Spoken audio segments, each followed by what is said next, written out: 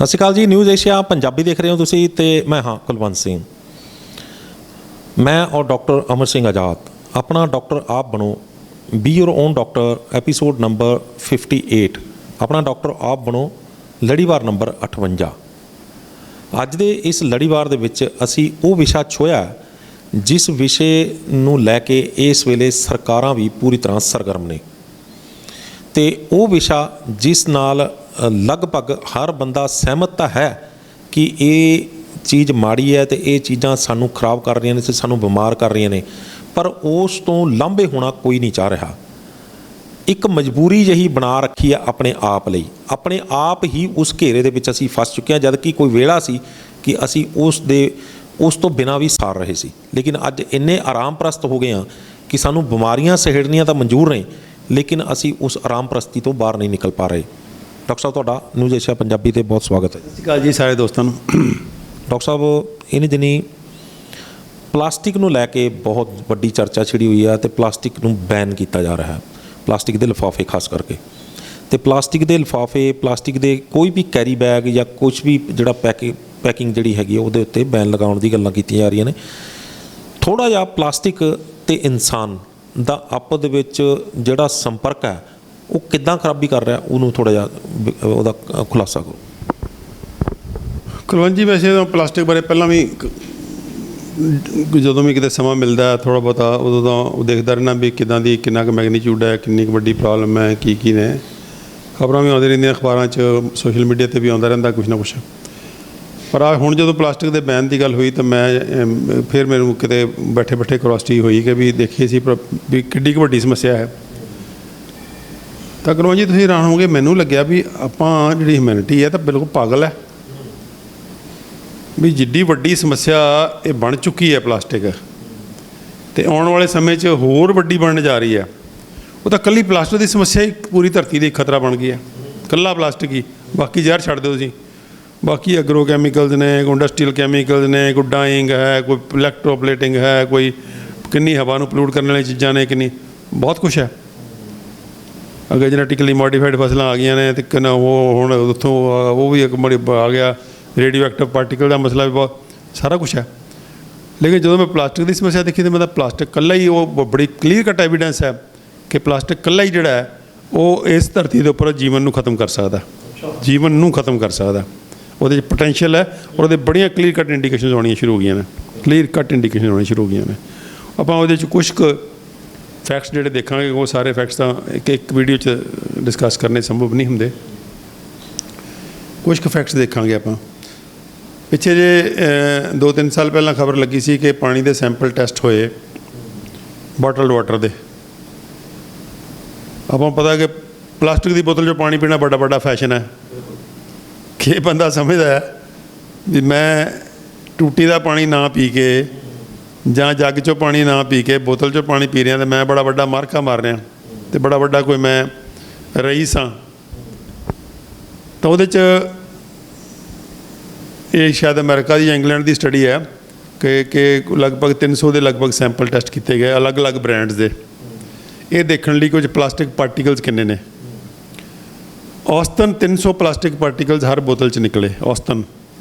ਔਰ ਜਿਹੜੀ top company ਹੈ ਨੈਸਲੇ, ਜਿਹੜੀ ਦੁਨੀਆ 'ਚ ਇਸ ਵੇਲੇ ਆਪਣੇ ਆਪ ਨੂੰ ਬੜੀ ਪੱਟੇ ਖਾਂ ਖਾਉਂਦੀ ਹੈ, ਉਹਦੀ ਬੋਤਲ 'ਚ 10,000 ਪਾਰਟੀਕਲ, 10,000 ਪਾਰਟੀਕਲ ਇੱਕ ਬੋਟਲ 'ਚ ਪਲਾਸਟਿਕ ਦੇ। ਇਹ ਇੱਕ ਪੱਖ ਹੈ ਪਾਰਟੀਕਲਸ ਦਾ। ਦੂਜਾ, ਜੇ ਆਪਾਂ ਜੇ ਹੁਣ ਕੁਛ ਫੈਕਟਸ ਲੈਂਦੇ ਹਾਂ ਕਿ ਕਿੰਨਾ ਪਲਾਸਟਿਕ ਪ੍ਰੋਡਿਊਸ ਹੋ ਰਿਹਾ, ਕਿ ਦੁਨੀਆ 'ਚ ਪਲਾਸਟਿਕ ਹਰ ਸਾਲ ਪ੍ਰੋਡਿਊਸ ਕਿੰਨਾ ਕੁ ਹੁੰਦਾ। ਉਸ ਤੋਂ ਪਹਿਲਾਂ ਇੱਕ ਫੈਕਟ ਆਪਾਂ ਜਾਣ ਲਈਏ ਕਿ ਪਲਾਸਟਿਕ ਜਦੋਂ ਡੀਗ੍ਰੇਡ ਹੁੰਦਾ, ਡਿਸਇੰਟੀਗ੍ਰੇਟ ਹੁੰਦਾ ਜਾਂ ਖਤਮ ਹੁੰਦਾ ਤਾਂ ਉਹਨੂੰ ਕਿੰਨੇ ਸਾਲ ਲੱਗਦੇ ਆ? 400 ਸਾਲ ਤੋਂ ਲੈ ਕੇ 1000 ਸਾਲ। ਹਾਂ, ਪਲਾਸਟਿਕ ਜਿਹੜਾ ਬਾਇਓਡੀਗ੍ਰੇਡੇਬਲ ਨਹੀਂ ਹੈ, ਯਾਨੀ ਕਿ ਪਲਾਸਟਿਕ ਗਲਣ ਵਾਲਾ ਨਹੀਂ ਹੈ ਨਾ। ਇਹ ਗਲਣ ਵਾਸਤੇ ਕਿੰਨੇ ਸਾਲ ਲੈਂਦਾ? 400 ਸਾਲ ਤੋਂ ਲੈ ਕੇ 1000 ਸਾਲ। ਤੁਸੀਂ ਸੋਚੋ ਬਈ ਹਰ ਸਾਲ ਅਸੀਂ ਪਲਾਸਟਿਕ ਦੀ ਹਨੇਰੀ ਲਿਆ ਰੱਖੀ ਹੈ ਨਵਾਂ ਪ੍ਰੋਡਿਊਸ ਕਰਨ 'ਚ। ਕਿੰਨਾ ਪ੍ਰੋਡਿਊਸ ਕਰ ਰਹੇ ਹਾਂ ਅਸੀਂ ਹਰ ਸਾਲ?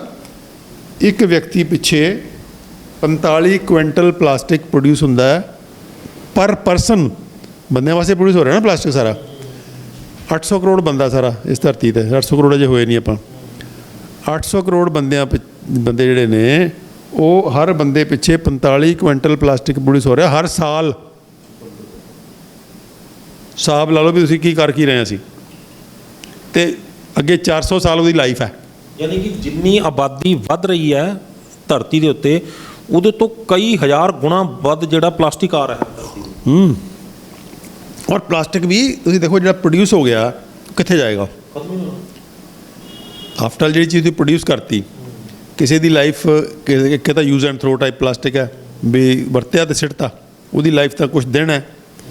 ਫਿਰ ਕੁਛ ਪਲਾਸਟਿਕ ਹੈ ਜਿਹਦੀ ਲਾਈਫ ਕੁਛ ਮਹੀਨੇ ਹੈ, ਕੁਛ ਪਲਾਸਟਿਕ ਦੀ ਲਾਈਫ ਕੁਛ ਸਾਲ ਹੈ। ਠੀਕ ਹੈ ਨਾ? ਕਈ ਇਹੋ ਜਿਹੇ ਪਲਾਸਟਿਕ ਦੇ ਟੇਬਲ ਨੇ, ਕੁਰਸੀਆਂ ਨੇ, ਇਹ ਦਹਾਕਿਆਂ ਤੱਕ ਚੱਲਦੀਆਂ ਨੇ, ਲੇਕਿਨ ਅਲਟੀਮੇਟਲੀ ਕਿੱਥੇ ਜਾਣਗੀਆਂ? ਜੇ ਤਾਂ ਰੀਸਾਈਕਲ ਹੋਣਗੀਆਂ। ਰੀਸਾਈਕਲਿੰਗ ਆਪਾਂ ਨੂੰ ਪਤਾ ਵੀ ਕਿੰਨੀ ਕੁ ਐਫੀਸ਼ੀਐਂਟ ਹੈ। ਆਪਣੇ ਹਾਰਡਲੀ 15-20% ਰੀਸਾਈਕਲ ਹੁੰਦਾ, ਬਾਕੀ ਸਾਰੇ ਦਾ ਸਾਰਾ ਟਰੈਸ਼ 'ਚ ਜਾਂਦਾ। ਲੋਕ ਕਚਰੇ ਸਿੱਟ ਦਿੰਦੇ ਆ, ਤਾਂ ਕਚਰੇ ਸਿੱਟਿਆ ਕਿੱਥੇ ਜਾਏਗਾ? ਜਾਂ ਤਾਂ ਪਾਣੀ ਕੂੜੇ ਦੇ ਡੰਪ 'ਚ ਜਾਏਗਾ, ਪਾਣੀ 'ਚ ਬਹਿ ਜਾਏਗਾ, ਬਰਸਾਤ ਆਏਗੀ ਹੜ੍ਹਾਂ 'ਚ ਬਹਿ ਜਾਏਗਾ, ਨਦੀਆਂ 'ਚ ਜਾਏਗਾ, ਸਮੁੰਦਰ 'ਚ ਜਾਏਗਾ। ਇੱਕ ਤਾਂ ਇਹ ਪੱਖ ਹੈ। ਔਰ ਸਮੁੰਦਰ ਦੀ ਜਿਹੜੀ ਹੁਣ ਤੱਕ ਦੀਆਂ ਫਿਗਰਸ ਆ ਰਹੀਆਂ ਸਮੁੰਦਰ ਦੀਆਂ, ਇੰਨੀਆਂ ਹੌਰੀਬਲ ਫਿਗਰਸ ਨੇ। ਤੁਸੀਂ ਗੂਗਲ 'ਤੇ ਜਾ ਕੇ ਦੇਖ ਲਓ ਜਿਹੜੀਆਂ ਪਲਾਸਟਿਕ ਆਰਟੀਕਲਸ ਨੇ ਸਮੁੰਦਰ 'ਚ ਤੁਰਦੇ ਫਿਰਦੇ ਆ, ਉਹ ਇੰਨੇ ਕੁ ਜ਼ਿਆਦਾ ਨੇ ਕਿ ਉਹ ਕਹਿੰਦੇ ਜੇ ਸਾਰਾ ਸਮੁੰਦਰ ਦਾ ਪਾਣੀ ਉਹਦੇ ਕੰਢਿਆਂ 'ਤੇ ਆ ਜਾਵੇ, ਉਹਦੇ ਕੋਸਟ 'ਤੇ, ਤਾਂ ਸਾਰੇ ਦਾ ਸਾਰਾ ਕੋਸਟ ਜਿਹੜਾ ਹੈ ਉਹਦੇ ਉੱਪਰ ਜਿੱਦਾਂ ਬੈਗ ਰੱਖੇ ਹੁੰਦੇ ਆ, ਸਾਰਾ ਜਿੰਨਾ ਸਮੁੰਦਰ ਦਾ ਕੋਸਟ ਉਹਦੇ ਉੱਪਰ ਬੈਗਾਂ ਨਾਲ ਭਰ ਜਾਏਗਾ। ਇੰਨਾ ਪਲਾਸਟਿਕ ਹੈ ਸਮੁੰਦਰ 'ਚ। ਔਰ ਇਸ ਵੇਲੇ 10 ਲੱਖ ਸਮੁੰਦਰੀ ਜੀਵ ਜਿਹੜਾ ਹੈ, ਐਸਟੀਮੇਟ ਹੈ 10 ਲੱਖ ਸਮੁੰਦਰੀ ਜੀਵ ਹਰ ਸਾਲ ਚੋਕ ਹੋ ਕੇ ਮਰਦਾ। ਸਿਰਫ ਉਹਦੇ ਕੈਮੀਕਲ ਇਫੈਕਟ ਤੋਂ ਨਹੀਂ, ਚੋਕਿੰਗ ਹੋ ਜਾਂਦੀ ਉਹਦੀ, ਅਤੇ ਉਹਦੀ ਅੰਤੜੀਆਂ 'ਚ ਫਸ ਗਿਆ, ਉਸ ਤੋਂ ਬਾਅਦ ਉਹ ਮਰ ਗਿਆ। 10 ਲੱਖ ਜਿਹੜਾ ਉਹ ਉਸ ਤੋਂ ਬਾਅਦ ਜਿਹੜੀਆਂ ਪ੍ਰਜਾਤੀਆਂ ਖਤਮ ਹੋ ਰਹੀਆਂ ਉਹ ਵੱਖਰੀ, ਉਹਦਾ ਕੈਮੀਕਲ ਇਫੈਕਟ ਉਹਦੇ 'ਤੇ ਆਉਂਦਾ। ਗਾਵਾਂ ਅਤੇ ਸਾਂਢ ਜਿਹੜੇ ਪਵਾਰਾ ਇਹ ਤਾਂ ਖਾ ਕੇ ਮਰਦੇ ਨੇ। ਫਿਰ ਜਿਹੜੇ ਕੀ ਨਾਮ ਹੈ ਸੀਵਰੇਜ 'ਚ ਫਸ ਜਾਂਦਾ, ਉਹ ਵੱਖਰਾ। ਬਿਲਕੁਲ ਜਿਹੜੇ ਸਾਡੇ ਡੰਗਰ ਜਿਹੜੇ ਸਾਡੇ ਭੁੱਖ ਲੱਗੀ ਹੁੰਦੀ ਜਦੋਂ ਵਿਚਾਰਿਆਂ ਨੂੰ, ਉਹਨਾਂ ਨੂੰ ਉਹ ਜਦੋਂ ਉਹਦੇ 'ਚ ਥੋੜ੍ਹਾ ਬਹੁਤਾ ਕਿਉਂਕਿ ਫੂਡ ਪਾਰਟੀਕਲ ਹੁੰਦੇ ਉਹ 'ਚ, ਉਹਨਾਂ ਪਲਾਸਟਿਕ ਦੇ ਲਿਫਾਫਿਆਂ 'ਚ ਖਾਣੇ ਦੀ ਰਹਿੰਦ ਖੂੰਹਦ ਹੁੰਦੀ ਹੈ। ਉਹ ਖਾਣੇ ਦੀ ਰਹਿੰਦ ਖੂੰਹਦ ਦੇ ਲਾਲਚ 'ਚ ਸਣੇ ਪਲਾਸਟਿਕ ਖਾ ਜਾਂਦੇ ਆ। ਉਹਨਾਂ ਨੂੰ ਕੀ ਪਤਾ ਵਿਚਾਰਿਆਂ ਨੂੰ ਵੀ ਪਲਾਸਟਿਕ ਨਹੀਂ ਖਾਣਾ। ਉਹ ਤਾਂ ਵਿਚਾਰੇ ਅਣਭੋਲ ਨੇ, ਭੋਲੇ ਭਾਲੇ ਨੇ, ਉਹਨਾਂ ਨੂੰ ਕੀ ਪਤਾ ਪਲਾਸਟਿਕ ਨਹੀਂ ਖਾਈਦਾ ਹੁੰਦਾ। ਉਹ ਜਦੋਂ ਫੂਡ ਲੱਗਿਆ ਹੁੰਦਾ ਵਿੱਚ ਤਾਂ ਸਣੇ ਪਲਾਸਟਿਕ ਖਾ ਜਾਂਦੇ ਆ, ਅਤੇ ਪਲਾਸਟਿਕ ਜਾ ਕੇ ਬੰਦੇ ਇਕੱਠਾ ਹੁੰਦਾ ਰਹਿੰਦਾ, ਅਤੇ ਅਲਟੀਮੇਟਲੀ ਮਰ ਜਾਂਦੇ ਆ ਜਾਂ ਬਿਮਾਰ ਹੋ ਜਾਂਦੇ ਆ। ਅਤੇ ਇਹ ਵਰਤਾਰਾ ਸਾਡੀ ਰੋਜ਼ ਗਾਵਾਂ ਨਾਲ ਅਤੇ ਮੱਝਾਂ ਨਾਲ ਹੋ ਰਿਹਾ, ਜਿਹੜੀਆਂ ਅਵਾਰਾ ਨੇ।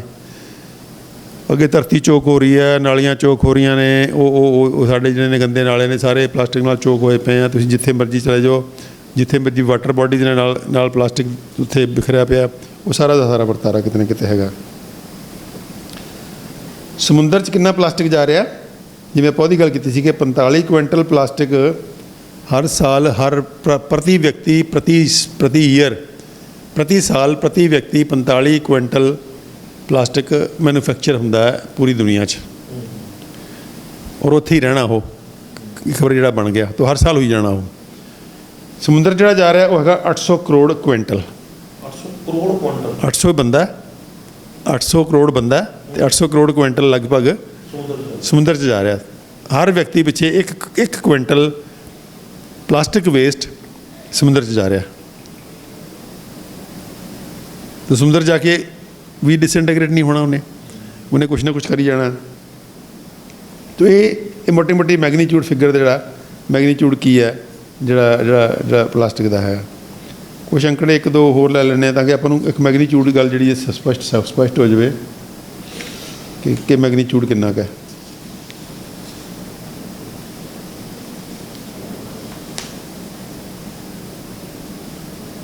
ਇਕੱਲੀ ਫਿਸ਼ਿੰਗ ਇੰਡਸਟਰੀ ਜਿਹੜੀ ਹੈ, ਜਿਹੜੀ ਸਮੁੰਦਰ 'ਚ ਫਿਸ਼ਿੰਗ ਕਰਦੀ ਹੈ ਅਤੇ ਆਪਣੇ ਜਾਲ ਜੂਲ ਦੇ ਵਿੱਚ ਸਿੱਟ ਦਿੰਦੀ ਹੈ ਮੱਛੀਆਂ ਫੜਨ ਵਾਸਤੇ, 1.5 crore quintal fishing industry plastic ਸਿੱਟਦੀ ਹੈ। ਉਹ ਕੋਈ ਫਟ ਗਿਆ, ਕੋਈ ਜਾਲ ਛੱਡਤਾ ਵਿੱਚ ਸਿੱਟਤਾ। ਉਹ ਸਸਤੇ ਪਲਾਸਟਿਕ ਦੇ ਜਾਲ ਬਹੁਤ ਸਸਤੇ ਹੁੰਦੇ ਆ। ਵੀ ਉਹਨੂੰ ਲੱਗਿਆ ਵੀ ਇਹ ਕਿਸੇ ਮੇਰੇ ਕੰਮ ਦਾ ਨਹੀਂ ਹੈ, ਚੱਕੇ ਵਿੱਚ ਮਾਰਿਆ ਸਮੁੰਦਰ ਦੇ ਵਿੱਚ ਮਾਰਿਆ ਚੱਕ ਕੇ। ਫਿਸ਼ਿੰਗ ਇੰਡਸਟਰੀ ਜਿਹੜੀ ਹੈ ਉਹ 150 ਕਰੋੜ ਕੁਇੰਟਲ ਜਿਹੜਾ ਉਹ ਸਿੱਟ ਦਿੰਦੀ ਹੈ।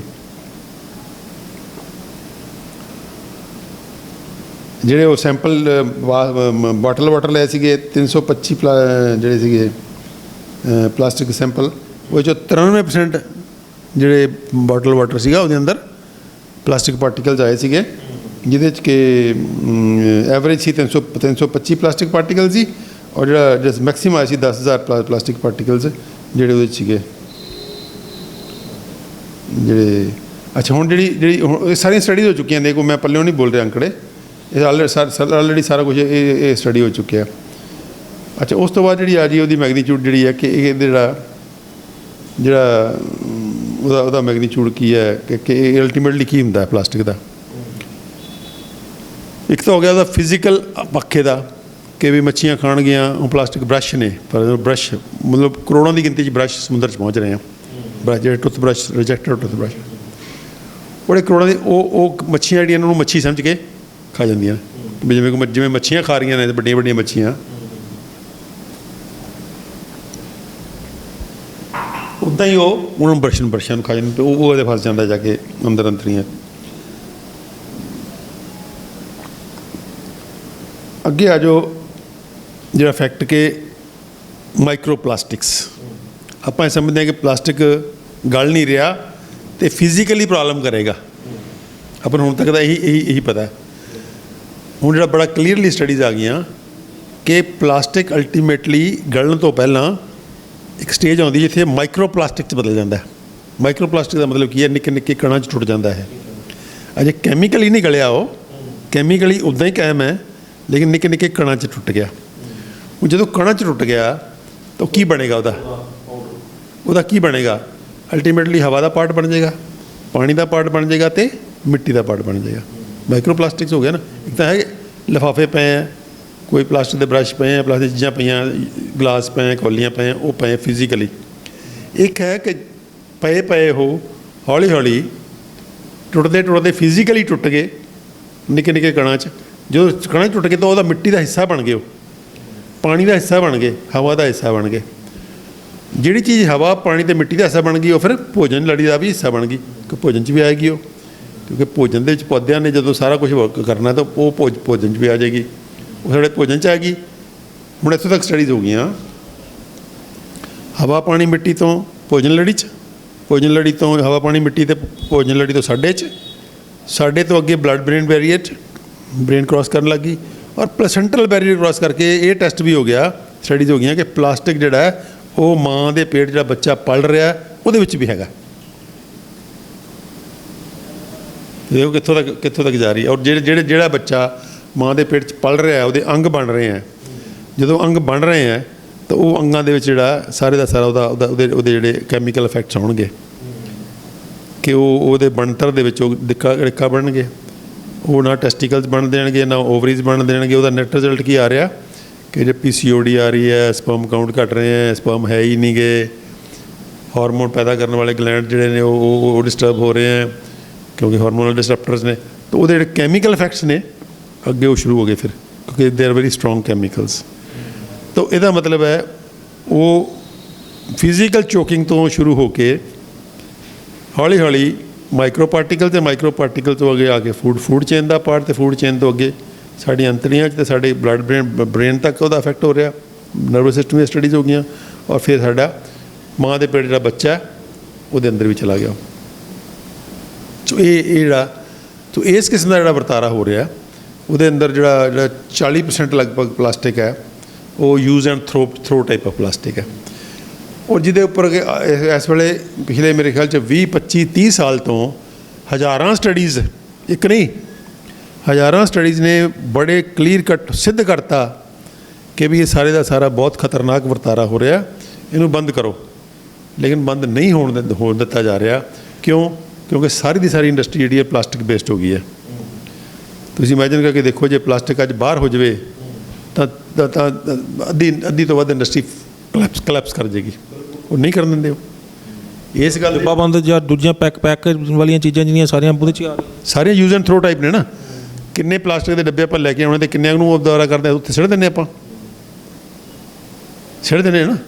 ਤਾਂ ਉਹ ਸਿੱਟੇ ਜਿਹੜੇ ਨੇ ਉਹ ਅਲਟੀਮੇਟਲੀ ਉਹ 'ਚੋਂ ਬਹੁਤ ਸਾਰੇ ਜਾਂ ਤਾਂ ਉਹ ਲੈਂਡਫਿਲ 'ਤੇ ਜਾਣਗੇ, ਉਹ ਜਾ ਕੇ ਕਬਾੜੀਆ ਜਿਹੜਾ ਉਹ ਕੂੜਾ ਚੱਕਣ ਵਾਲਾ ਜਾ ਕੇ ਜਿੱਥੇ ਡੰਪ ਕਰੇਗਾ ਉੱਥੇ ਸਿੱਟ ਦੇਗਾ, ਜਾਂ ਉਹ ਪਾਣੀ 'ਚ ਬਹਿ ਗਏ ਤਾਂ ਹੌਲੀ ਹੌਲੀ ਦਰਿਆਵਾਂ 'ਚ ਜਾਣਗੇ ਜਾਂ ਸਮੁੰਦਰਾਂ 'ਚ ਜਾਣਗੇ, ਜਿੱਥੇ ਵੀ ਜਾਣਗੇ ਉਹ ਮਤਲਬ ਇਕੋਲੋਜੀ ਜਿਹੜੀ ਹੈ ਬਹੁਤ ਛੋਟੀ ਜਿਹੀ ਚੀਜ਼ ਹੁੰਦੀ ਹੈ, ਉਹ ਜਿੱਥੇ ਵੀ ਜਾਣਗੇ ਤਬਾਹੀ ਮਚਾਉਣਗੇ। ਉਹ ਮਿੱਟੀ 'ਚ ਜਾ ਰਹੇ ਹੈ, ਉੱਥੇ ਸੂਖਸ਼ਮ ਜੀਵ ਨੇ, ਉੱਥੇ ਕੀਟ ਪਤੰਗੇ ਹੈ, ਉੱਥੇ ਸਭ ਕੁਛ ਹੈ, ਉਹ ਲਿਵਿੰਗ ਹੈ, ਮਿੱਟੀ ਲਿਵਿੰਗ ਹੈ। ਸਮੁੰਦਰ ਜਾਣਗੇ, ਸਮੁੰਦਰ ਲਿਵਿੰਗ ਹੈ। ਤਾਂ ਜਿਹੜੀ ਚੀਜ਼ ਲਿਵਿੰਗ ਹੈ ਉਹਦੇ ਉੱਪਰ ਤੁਸੀਂ ਇੰਨਾ ਸਟਰੋਂਗ ਕੈਮੀਕਲ ਪਾ ਰਹੇ ਹੋ, ਉਹਦੇ ਉੱਪਰ ਉਹ ਜਿਹੀ ਚੀਜ਼ ਪਾ ਰਹੇ ਹੋ ਜਿਹੜੀ ਕਿ ਕੈਮੀਕਲੀ ਵੀ ਇਫੈਕਟ ਕਰੇਗੀ ਔਰ ਫਿਜ਼ੀਕਲੀ ਵੀ ਐਨੀਮਲਸ ਨੂੰ ਖਰਾਬ ਕਰ ਰਹੀ ਹੋ, ਤਾਂ ਉਹ ਸਾਰੇ ਦਾ ਸਾਰਾ ਜਿਹੜਾ ਉਹ ਤਬਾਹੀ ਵਾਲਾ ਰਸਤਾ ਹੈ। ਤਾਂ ਇਹ ਕਿਤੇ ਨਾ ਕਿਤੇ ਜਿਹੜਾ ਵਰਤਾਰਾ ਹਜ਼ਾਰਾਂ ਸਟੱਡੀਜ਼ ਹੋ ਗਈਆਂ ਅਤੇ ਪਿਛਲੇ ਤਿੰਨ ਦਹਾਕਿਆਂ ਤੋਂ ਬੜਾ ਸਪਸ਼ਟ ਰੂਪ 'ਚ ਇਹ ਆ ਰਿਹਾ ਕਿ ਪਲਾਸਟਿਕ ਜਿਹੜਾ ਇਹ ਫੌਰੀ ਤੌਰ 'ਤੇ ਬੈਨ ਹੋਣਾ ਚਾਹੀਦਾ। ਔਰ ਹੁਣ ਪ੍ਰੈਡਿਕਸ਼ਨਸ ਇਹ ਆ ਰਹੀਆਂ ਨੇ ਕਿ ਆਉਣ ਵਾਲੇ 20 ਸਾਲਾਂ 'ਚ ਜਾਂ 30 ਸਾਲਾਂ 'ਚ ਪੂਰੇ ਦੇ ਪੂਰੇ ਸਮੁੰਦਰ 'ਚੋਂ ਮੱਛੀ ਖਤਮ ਹੋਣ ਜਾ ਰਹੀ ਹੈ। ਅੱਛਾ, ਕਿ ਤੁਹਾਨੂੰ ਵੱਡੀ ਮੱਛੀ ਨਹੀਂ ਲੱਭੇਗੀ ਉੱਥੇ, ਛੋਟੀਆਂ ਮੋਟੀਆਂ ਜਿਹੜੇ ਮਾੜੇ ਮੋਟੇ ਬਚ ਜਾਣਗੀਆਂ ਉਹ ਰਹਿਣਗੀਆਂ। ਮਤਲਬ ਫਿਸ਼ ਐਜ਼ ਏ ਫੂਡ ਜਿਹੜਾ ਉਹ ਤੁਹਾਡਾ ਹੋਰ 10-20 ਸਾਲ ਤੋਂ ਬਾਅਦ ਤੁਸੀਂ ਮੱਛੀਆਂ ਪਕੜ ਨਹੀਂ ਸਕੋਗੇ, ਕੋਈ ਇੰਨੀਆਂ ਮੱਛੀਆਂ ਨਹੀਂ ਹੋਣਗੀਆਂ ਕਿ ਫੜ ਲਓਗੇ ਤੁਸੀਂ, ਮਾੜਾ ਮੋਟਾ ਦੂਜੇ ਜੀਵ ਰਹਿ ਜਾਣਗੇ। ਤਾਂ ਉਹ ਜਿਹੜਾ ਕਿਤੇ ਨਾ ਕਿਤੇ ਵਰਤਾਰਾ ਇੰਨਾ ਖਤਰਨਾਕ ਹੋ ਰਿਹਾ ਕਿ ਉਹ ਧਰਤੀ ਦੇ ਉੱਪਰ ਵੀ, ਧਰਤੀ ਦੇ ਜੀਵਾਂ ਲਈ ਵੀ ਔਰ ਸਮੁੰਦਰ ਦੇ ਜੀਵਾਂ ਲਈ ਵੀ ਬਹੁਤ ਵੱਡਾ ਖਤਰਾ ਪੈਦਾ ਹੋ ਰਿਹਾ ਕਿ ਆਉਣ ਵਾਲੇ ਸਮੇਂ 'ਚ ਉਹਨਾਂ ਦੇ ਉੱਪਰ ਕੀ ਇਫੈਕਟਸ ਹੋਣੇ ਆ। ਉਹ ਸਭ ਕੁਝ ਕਰਦੀਆਂ ਨੇ, ਉਹ ਤੁਹਾਡੇ ਜੀਨਸ ਨੂੰ ਵੀ ਡਿਸਟਰਬ ਕਰਦੀਆਂ ਨੇ, ਤੁਹਾਡੇ ਰਿਪਰੋਡਕਟਿਵ ਸਿਸਟਮ ਨੂੰ ਡਿਸਟਰਬ ਕਰਦੀਆਂ ਨੇ, ਤੁਹਾਡੇ ਅੰਦਰ ਹਾਰਮੋਨਲ ਡਿਸਰਪਸ਼ਨ ਕਰਦੀਆਂ ਨੇ, ਤੁਹਾਡੇ ਸਾਰੇ ਸਿਸਟਮ ਨੂੰ ਜਿਹੜਾ ਉਹ ਪੋਇਜ਼ਨ ਕਰਦੀਆਂ ਨੇ ਪੂਰੇ ਦੇ ਪੂਰਾ। ਤੁਹਾਡੇ ਅੱਗੇ ਜਿਹੜੇ ਬੱਚੇ ਪੈਦਾ ਹੋਣੇ ਉਹ ਅਪੰਗ ਹੋਣਗੇ ਕਿੱਦਾਂ ਦੇ, ਤਾਂ ਸਾਰਾ ਕੁਛ ਹੀ ਲਗਭਗ ਇੰਨੇ ਸਟਰੋਂਗ ਕੈਮੀਕਲਸ ਨੇ ਉਹ। ਇੱਕ ਚੀਜ਼ ਦੱਸੋ, ਤੁਸੀਂ ਕਿਹਾ ਵੀ ਜਿਹੜੀਆਂ ਆਪਾਂ ਪਾਣੀ ਦੀ ਇਕੱਲੀ ਉਦਾਹਰਨ ਦਿੱਤੀ ਆਪਣੇ ਬੋਤਲਬੰਦ ਪਾਣੀ, ਵੀ ਇੱਕ ਬੋਟਲ ਦੇ ਵਿੱਚ 300 ਤੋਂ ਲੈ ਕੇ 10,000 ਤੱਕ ਜਿਹੜੇ ਉਹ ਪਾਰਟੀਕਲਸ ਪਲਾਸਟਿਕ ਦੇ ਮਿਲੇ ਨੇ। ਹੁਣ ਜਿਹੜਾ ਉਹ 300 ਆਪਾਂ ਅਗਰ ਇੱਕ ਔਨ ਐਨ ਐਵਰੇਜ ਆਪਾਂ 300 ਹੀ ਲਾਈਏ ਤਾਂ ਜਿਹੜਾ 300 ਆਪਾਂ ਇੱਕ ਵਾਰ 'ਚ ਪੀ ਲਿਆ, ਉਹ ਇੱਕ ਵਾਰ ਦਾ ਪੀਤਾ ਹੋਇਆ ਕਿੰਨਾ ਕੁ ਨੁਕਸਾਨ ਕਰਦਾ ਬੋਡੀ ਦੇ ਅੰਦਰ ਗਿਆ ਹੋਇਆ? ਕੁਲਵੰਤ ਜੀ ਇਹਦੀ ਐਸਟੀਮੇਸ਼ਨ ਇੱਦਾਂ ਲਾਉਣੀ ਨਹੀਂ ਸੰਭਵ ਨਹੀਂ ਹੈ, ਪਰ ਕਿਉਂਕਿ ਉਹ ਤਾਂ ਸਿਰਫ ਇਸ ਕਰਕੇ ਪਾਣੀ ਦੀ ਗੱਲ ਮੈਂ ਕੀਤੀ ਹੈ ਕਿ ਪਾਣੀ ਨੂੰ ਇਹ ਕਹਿ ਕੇ ਵੇਚਿਆ ਜਾ ਰਿਹਾ ਕਿ ਤੁਹਾਨੂੰ ਅਸੀਂ ਅੰਮ੍ਰਿਤ ਪਿਲਾ ਰਹੇ ਹਾਂ। ਜਿਸ ਚੀਜ਼ ਨੂੰ ਇਹ ਕਹਿ ਕੇ ਵੇਚਿਆ ਜਾ ਰਿਹਾ ਕਿ ਸਾਨੂੰ ਅੰਮ੍ਰਿਤ ਪਿਲਾ ਰਹੇ ਹਾਂ, ਪੁਣਿਆ ਹੋਇਆ, ਛਾਣਿਆ ਹੋਇਆ, ਇਹ ਹੈ ਉਹ ਹੈ, ਉਹ ਉੱਥੇ ਵੀ ਪਲਾਸਟਿਕ ਪਾਰਟੀਕਲਸ ਹੈਗੇ ਆ ਕਿਉਂਕਿ ਬੋਤਲ 'ਚੋਂ ਆ ਗਏ ਉਹ। ਪਾਣੀ ਦੇ ਵਿੱਚ ਜਦੋਂ ਓਰੀਜਨਲੀ ਪਾਣੀ ਪੈਣ ਵਿੱਚ ਤਾਂ ਨਹੀਂ ਹੈ, ਉਹ ਤਾਂ ਬਹੁਤ ਸ਼ਾਰਟ ਟਾਈਮ 'ਚ ਹੀ ਬੋਤਲ 'ਚੋਂ ਪਾਣੀ 'ਚ ਆ ਗਏ। ਅਤੇ ਅਸੀਂ ਤਾਂ ਹੱਦ ਇੱਕ ਹੋਈ ਪਈ ਹੈ, ਤੁਸੀਂ ਜਾ ਕੇ ਮਾਰਕੀਟ ਦੇਖੋ ਜਰਾ, ਸਿਰਕੇ ਸਾਰੇ ਪਲਾਸਟਿਕ ਦੀ ਬੋਤਲ ਮਿਲ ਰਹੇ ਆ, ਹਾਲਾਂਕਿ ਸਿਰਕਾ ਦੇ ਅੰਦਰ ਪਲਾਸਟਿਕ ਬਹੁਤ ਜ਼ਿਆਦਾ ਘੁਲਦਾ। ਸਿਰਕੇ ਵਰਗੀ ਚੀਜ਼ ਪਲਾਸਟਿਕ ਦੀ ਬੋਤਲ 'ਚ ਵਿਕ ਰਹੀ ਆ। ਕੱਚ ਦੀ ਬੋਤਲ ਉਹ ਸਿਰਫ 1-2 ਕੰਪਨੀਆਂ ਜਿਹੜੀਆਂ ਕੱਚ ਦੀ ਬੋਤਲ ਦੇ ਰਹੀਆਂ ਸਿਰਕਾ, ਸਾਰੀ ਸਾਰੀ ਹਾਂ ਬਿਲਕੁਲ ਉਹ ਜੀ ਟੁੱਟ ਜਾਣਗੀਆਂ ਜੀ। ਟਰਾਂਸਪੋਰਟੇਸ਼ਨ ਕਿਵੇਂ ਹੋਏਗੀ ਜੀ? ਮਤਲਬ ਇਹੋ ਜਿਹੇ ਆਰਗੂਮੈਂਟ ਦੇਣੇ ਇਹੋ ਜਿਹੀ ਸਟੇਜ ਦੇ ਉੱਪਰ ਜਿੱਥੇ ਕਿ ਲਾਈਫ ਹੀ ਪੂਰੀ ਅੰਡਰ ਥ੍ਰੈਟ ਆ ਰਹੀ ਹੈ ਇੱਕ ਪਰਟੀਕੂਲਰ ਚੀਜ਼ ਕਰਕੇ, ਤੁਸੀਂ ਇਹੋ ਜਿਹੇ ਆਰਗੂਮੈਂਟ ਦੇਣੇ ਕਿ ਜੀ ਉਹਦੇ 'ਚ ਅਨਪਲਾਇਮੈਂਟ ਹੋ ਜਾਏਗੀ ਜੀ, ਇੰਡਸਟਰੀ ਬੰਦ ਕਿਵੇਂ ਕਰੀਏ ਜੀ। ਇਹ ਜਦੋਂ ਜ਼ਿੰਦਗੀ ਖਤਰੇ 'ਚ ਆ ਰਹੀ ਹੈ ਤਾਂ ਜ਼ਿੰਦਗੀ ਰਹੇਗੀ ਤਾਂ ਹੀ ਇੰਪਲਾਇਮੈਂਟ ਹੋਊਗੀ।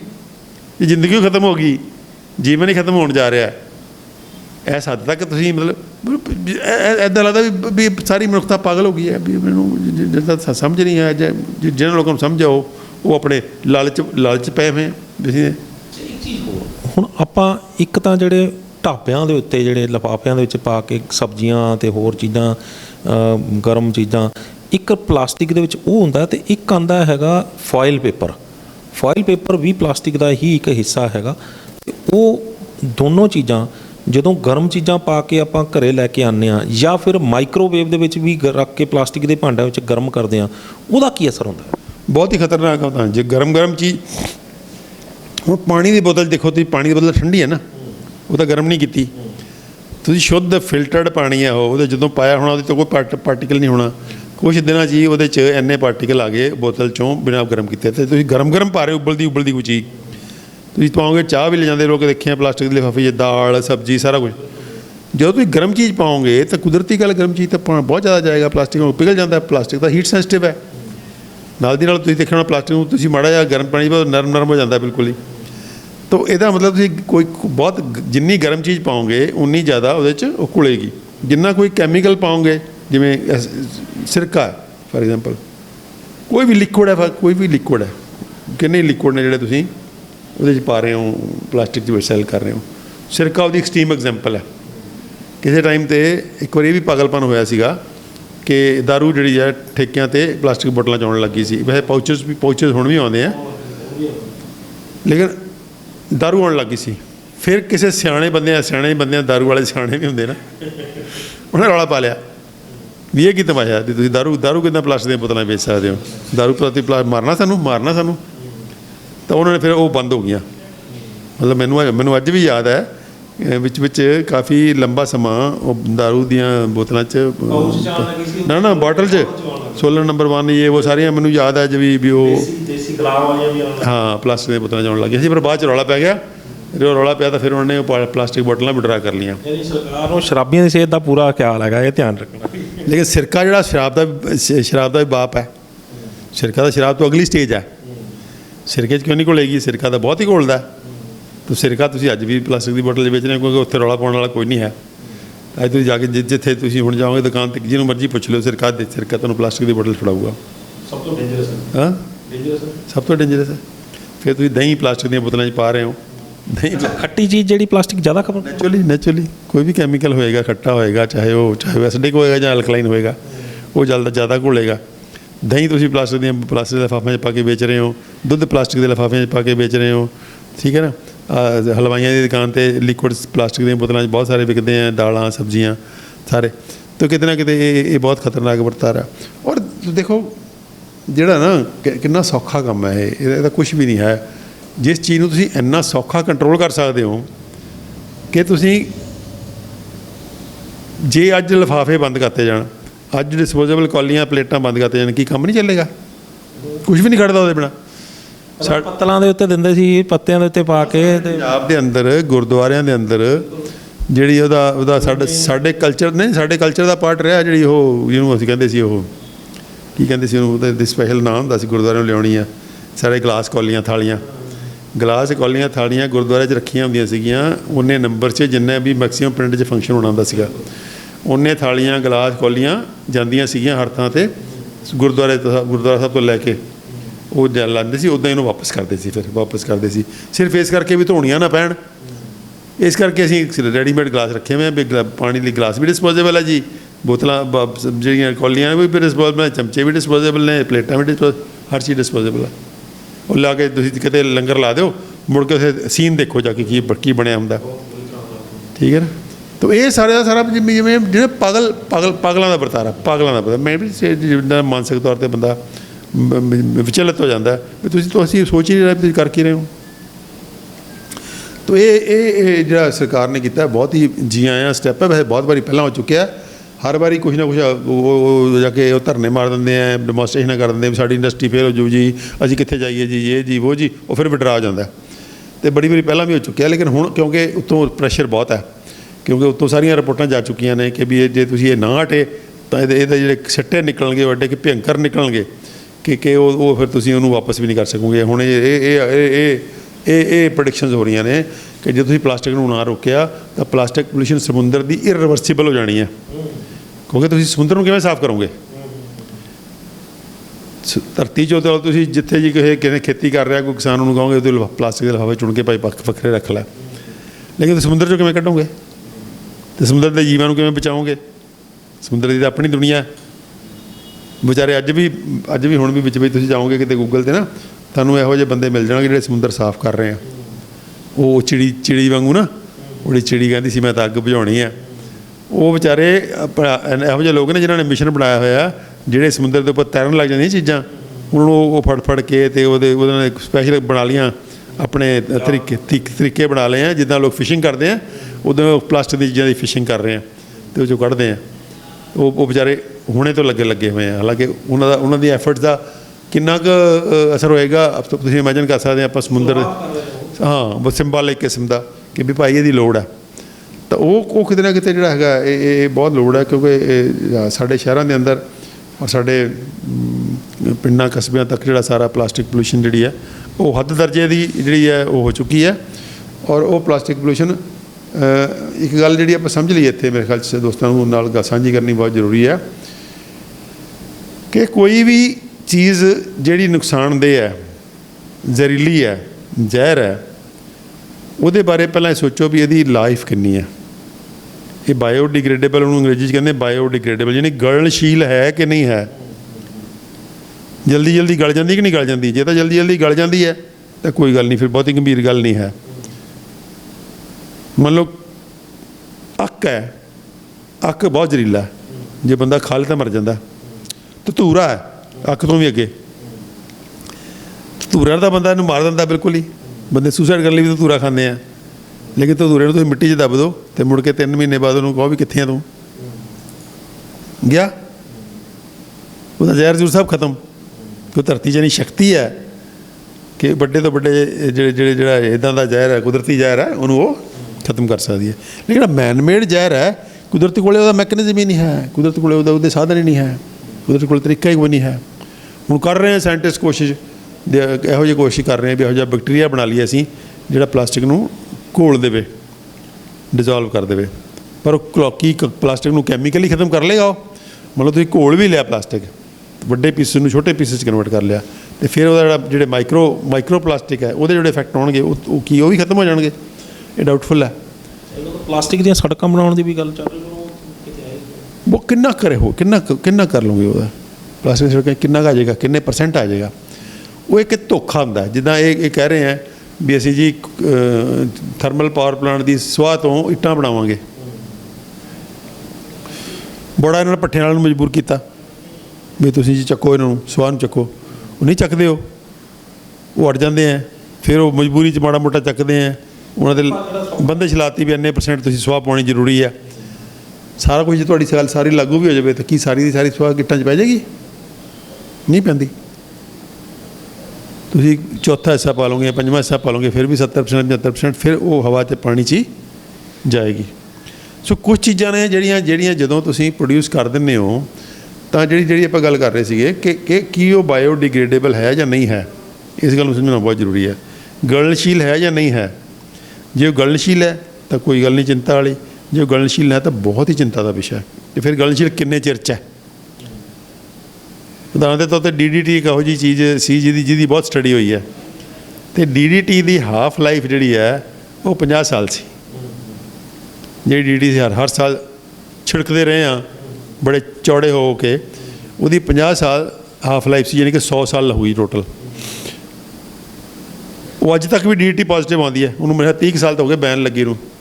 ਅੱਜ ਵੀ ਤੁਸੀਂ ਆਪਣਾ ਕੋਈ ਫੂਡ ਆਈਟਮ ਲੈ ਲਓ ਅਤੇ DDT ਟੈਸਟ ਕਰੋ ਤਾਂ DDT ਪੋਜ਼ੀਟਿਵ ਆ ਜਾਂਦੀ ਹੈ। ਇੱਦਾਂ ਹੀ ਪਲਾਸਟਿਕ ਦਾ ਤਾਂ ਉਸ ਤੋਂ ਵੀ ਜ਼ਿਆਦਾ 400 ਸਾਲ ਹੈ। ਪਲਾਸਟਿਕ ਦੀ ਜਿਹੜੀ ਬਾਇਓਡਿਗ੍ਰੇਡੇਬਲ ਦੀ ਜਿਹੜੀ ਲਾਈਫ ਹੈ ਉਹ 400 ਸਾਲ, 450 ਸਾਲ ਮਿਨੀਮਮ ਹੈ, 1000 ਸਾਲ ਤੱਕ ਵੀ ਹੈ। ਇਸੇ ਤਰ੍ਹਾਂ ਬਹੁਤ ਸਾਰੇ ਐਗਰੋ ਕੈਮੀਕਲਸ ਨੇ। ਹੁਣ ਜਿਹੜੀ ਫਾਰ ਐਗਜ਼ਾਮਪਲ ਫਾਸਫੇਟ ਫਰਟੀਲਾਈਜ਼ਰਸ ਨੇ, ਫਾਸਫੇਟ ਫਰਟੀਲਾਈਜ਼ਰ ਦੇ ਅੰਦਰ ਜਿਹੜੀ ਹੈਵੀ ਮੈਟਲਸ ਨੇ, ਉਹਦੇ ਅੰਦਰ ਮਰਕਰੀ ਵੀ ਹੈ, ਉਹਦੇ ਅੰਦਰ ਕੈਡਮੀਅਮ ਵੀ ਹੈ, ਉਹਦੇ ਅੰਦਰ ਕਿੰਨੀਆਂ ਖਤਰਨਾਕ ਹੈਵੀ ਮੈਟਲਸ ਨੇ। ਉਹਨਾਂ ਦੀ ਤਾਂ ਯੂਰੇਨੀਅਮ ਦੀ ਹਾਫ ਲਾਈਫ ਜਿਹੜੀ ਯੂਰੇਨੀਅਮ ਹੈ ਉਹਦੇ 'ਚ ਕੋਲੇ 'ਚ ਯੂਰੇਨੀਅਮ ਹੈ ਬਹੁਤ ਜ਼ਿਆਦਾ ਹਾਈ। ਹੁਣ ਯੂਰੇਨੀਅਮ ਪੰਜਾਬ 'ਚ ਬਹੁਤ ਜ਼ਿਆਦਾ ਹਾਈ ਹੈ, ਤਾਂ ਯੂਰੇਨੀਅਮ ਜਿਹੜੀ ਦੀ ਹਾਫ ਲਾਈਫ ਹੀ ਲੱਖਾਂ ਸਾਲ ਹੈ, ਉਹਨੇ ਗਲਣਾ ਹੀ ਨਹੀਂ ਹੈ। ਸੋ ਮੈਂ ਕੀ ਕਹਿਣ ਦੀ ਕੋਸ਼ਿਸ਼ ਕਰ ਰਿਹਾ ਕਿ ਕੋਈ ਵੀ ਉਹ ਚੀਜ਼ ਜਿਹੜੀ ਬਾਇਓਡਿਗ੍ਰੇਡੇਬਲ ਨਹੀਂ ਹੈ ਉਹਨੂੰ ਨਹੀਂ ਪ੍ਰੋਡਿਊਸ ਕਰਨਾ ਚਾਹੀਦਾ। ਕਿ ਜਦੋਂ ਤੁਸੀਂ ਪ੍ਰੋਡਿਊਸ ਕਰਤੀ ਤਾਂ ਤੁਸੀਂ ਉਸ ਧਰਤੀ ਦੇ ਉੱਪਰ ਇੱਕ ਜਿਹਨੂੰ ਕਹਿੰਦੇ ਆ ਜ਼ੁਲਮ ਕਰਤਾ, ਕਿ ਉਸ ਧਰਤੀ ਦੇ ਉੱਪਰ ਉਹਨੇ ਆਪਣੀ ਤਬਾਹੀ ਮਚਾਈ ਤੁਰ ਜਾਣੀ। ਜਿਵੇਂ ਜਿਵੇਂ ਫੈਲੇਗੀ ਉਹ ਤਬਾਹੀ ਮਚਾਈ ਜਾਏਗੀ। ਉਹਨੂੰ ਸਿਰਫ ਇੱਕੋ ਚੀਜ਼ ਉਹਦਾ ਨੁਕਸਾਨ ਨੂੰ ਬਹੁਤ ਇੱਕਦਮ ਹੋਣ ਦੀ ਬਜਾਏ ਹੌਲੀ ਹੌਲੀ ਕਰ ਦਿੰਦੀ ਹੈ, ਉਹ ਹੈ ਡਿਲੂਸ਼ਨ ਇਫੈਕਟ। ਡਿਲੂਸ਼ਨ ਇਫੈਕਟ ਇੱਕ ਸੀਮਾ ਤੱਕ ਕੰਮ ਕਰਦਾ ਕਿ ਤੁਸੀਂ ਮੰਨ ਲਓ ਦਰਿਆ 'ਚ ਕੋਈ ਗੰਦਗੀ ਪਾਤੀ, ਪਿੱਛੋਂ ਦਰਿਆ ਦਾ ਸਾਫ਼ ਪਾਣੀ ਆਇਆ, ਉਹ ਗੰਦਗੀ ਦੀ ਮਾਤਰਾ ਪਾਣੀ ਦੇ ਮੁਕਾਬਲੇ 'ਚ ਥੋੜ੍ਹੀ ਘਟ ਗਈ ਅਤੇ ਉਹਦਾ ਨੁਕਸਾਨ ਜਿਹੜਾ ਉਹ ਘਟ ਗਿਆ। ਲੇਕਿਨ ਉਹਦੀ ਇੱਕ ਸੀਮਾ ਹੈ ਨਾ, ਕੁਦਰਤ ਦੇ ਸਾਫ਼ ਕਰਨ ਦੀ ਇੱਕ ਸੀਮਾ ਹੈ। ਉਹ ਸੀਮਾ ਤੋਂ ਤੁਸੀਂ ਜਦੋਂ ਬਿਯੋਂਡ ਚਲੇ ਜਾਓਗੇ ਤਾਂ ਫਿਰ ਉਹ ਚੀਜ਼ ਇਕੱਠੀ ਹੁੰਦੀ ਚਲੀ ਜਾਏਗੀ ਇਨਵਾਇਰਮੈਂਟ 'ਚ। ਅਤੇ ਹੁਣ ਇਹ ਪ੍ਰੈਡਿਕਸ਼ਨਾਂ ਹੋ ਰਹੀਆਂ ਕਿ ਜੇ ਪਲਾਸਟਿਕ ਜੇ ਤੁਸੀਂ ਨਾ ਰੋਕਿਆ ਇੱਦਾਂ 2040 ਤੱਕ ਕਹਿੰਦੇ 3 ਗੁਣਾ ਹੋ ਜਾਣਾ। ਜਿੰਨਾ ਹੁਣ ਪ੍ਰੋਡਿਊਸ ਹੋ ਰਿਹਾ, ਜਿਸ ਸਪੀਡ ਨਾਲ ਉਹ ਵੱਧ ਰਿਹਾ ਉਹਦੀ ਪ੍ਰੋਡਕਸ਼ਨ, ਉਹ ਹਰ ਚੀਜ਼ ਪਲਾਸਟਿਕ 'ਚ। ਤੁਸੀਂ ਉਹਦੇ ਪਿੱਛੇ ਕੱਲ੍ਹ ਸੁਣਿਆ ਹੋਣਾ ਉਹਦੇ 'ਚ ਜਿਹੜੀਆਂ ਮਾਸਕਾਂ ਨੇ, ਪਿੱਛੇ ਕਿੰਨਾ ਗੰਦ ਪਾਇਆ ਉਹਨਾਂ ਨੇ ਮੇਰੇ ਖਿਆਲ 'ਚ, ਮਤਲਬ ਹਜ਼ਾਰਾਂ ਕਰੋੜ ਮਾਸਕਾਂ ਪੈਦਾ ਹੋਈਆਂ, ਉਹ ਸਾਰੀਆਂ ਪਲਾਸਟਿਕ ਦੀਆਂ ਸੀਗੀਆਂ। ਕਿੱਧਰ ਗਈਆਂ ਉਹ? ਹਜ਼ਾਰਾਂ ਕਰੋੜ, ਕਿਉਂਕਿ ਕਰੋੜਾਂ ਲੋਕਾਂ ਨੇ ਯੂਜ਼ ਕੀਤਾ ਉਹਨੂੰ, ਤੇ ਹਰ ਰੋਜ਼ ਦਊਗਾ ਤੇ ਇਹਦਾ ਨਵੀਂ ਮਾਸਕ ਇੱਕ ਬੰਦੇ ਨੇ ਮੈਂ 100 200 ਮਾਸਕ ਪਰ ਤੁਸੀਂ ਹਿਸਾਬ ਲਾ ਲਓ ਕਿੰਨੇ ਕਰੋੜ ਬਣੀ ਸਾਰੀ ਪਲਾਸਟਿਕ ਦੀ। ਜਿਹੜੇ ਪਲਾਸਟਿਕ ਦੇ ਜਿਹੜੇ ਮਤਲਬ ਡਿਸਪੋਜ਼ੇਬਲ ਜਿਹੜੇ ਲਿਫਾਫੇ ਦੀ ਗੱਲ ਚੱਲ ਰਹੀ ਹੈ ਉਹ ਕਿੰਨੇ ਕੁ ਕਾਰਬਨ ਹੋਣ?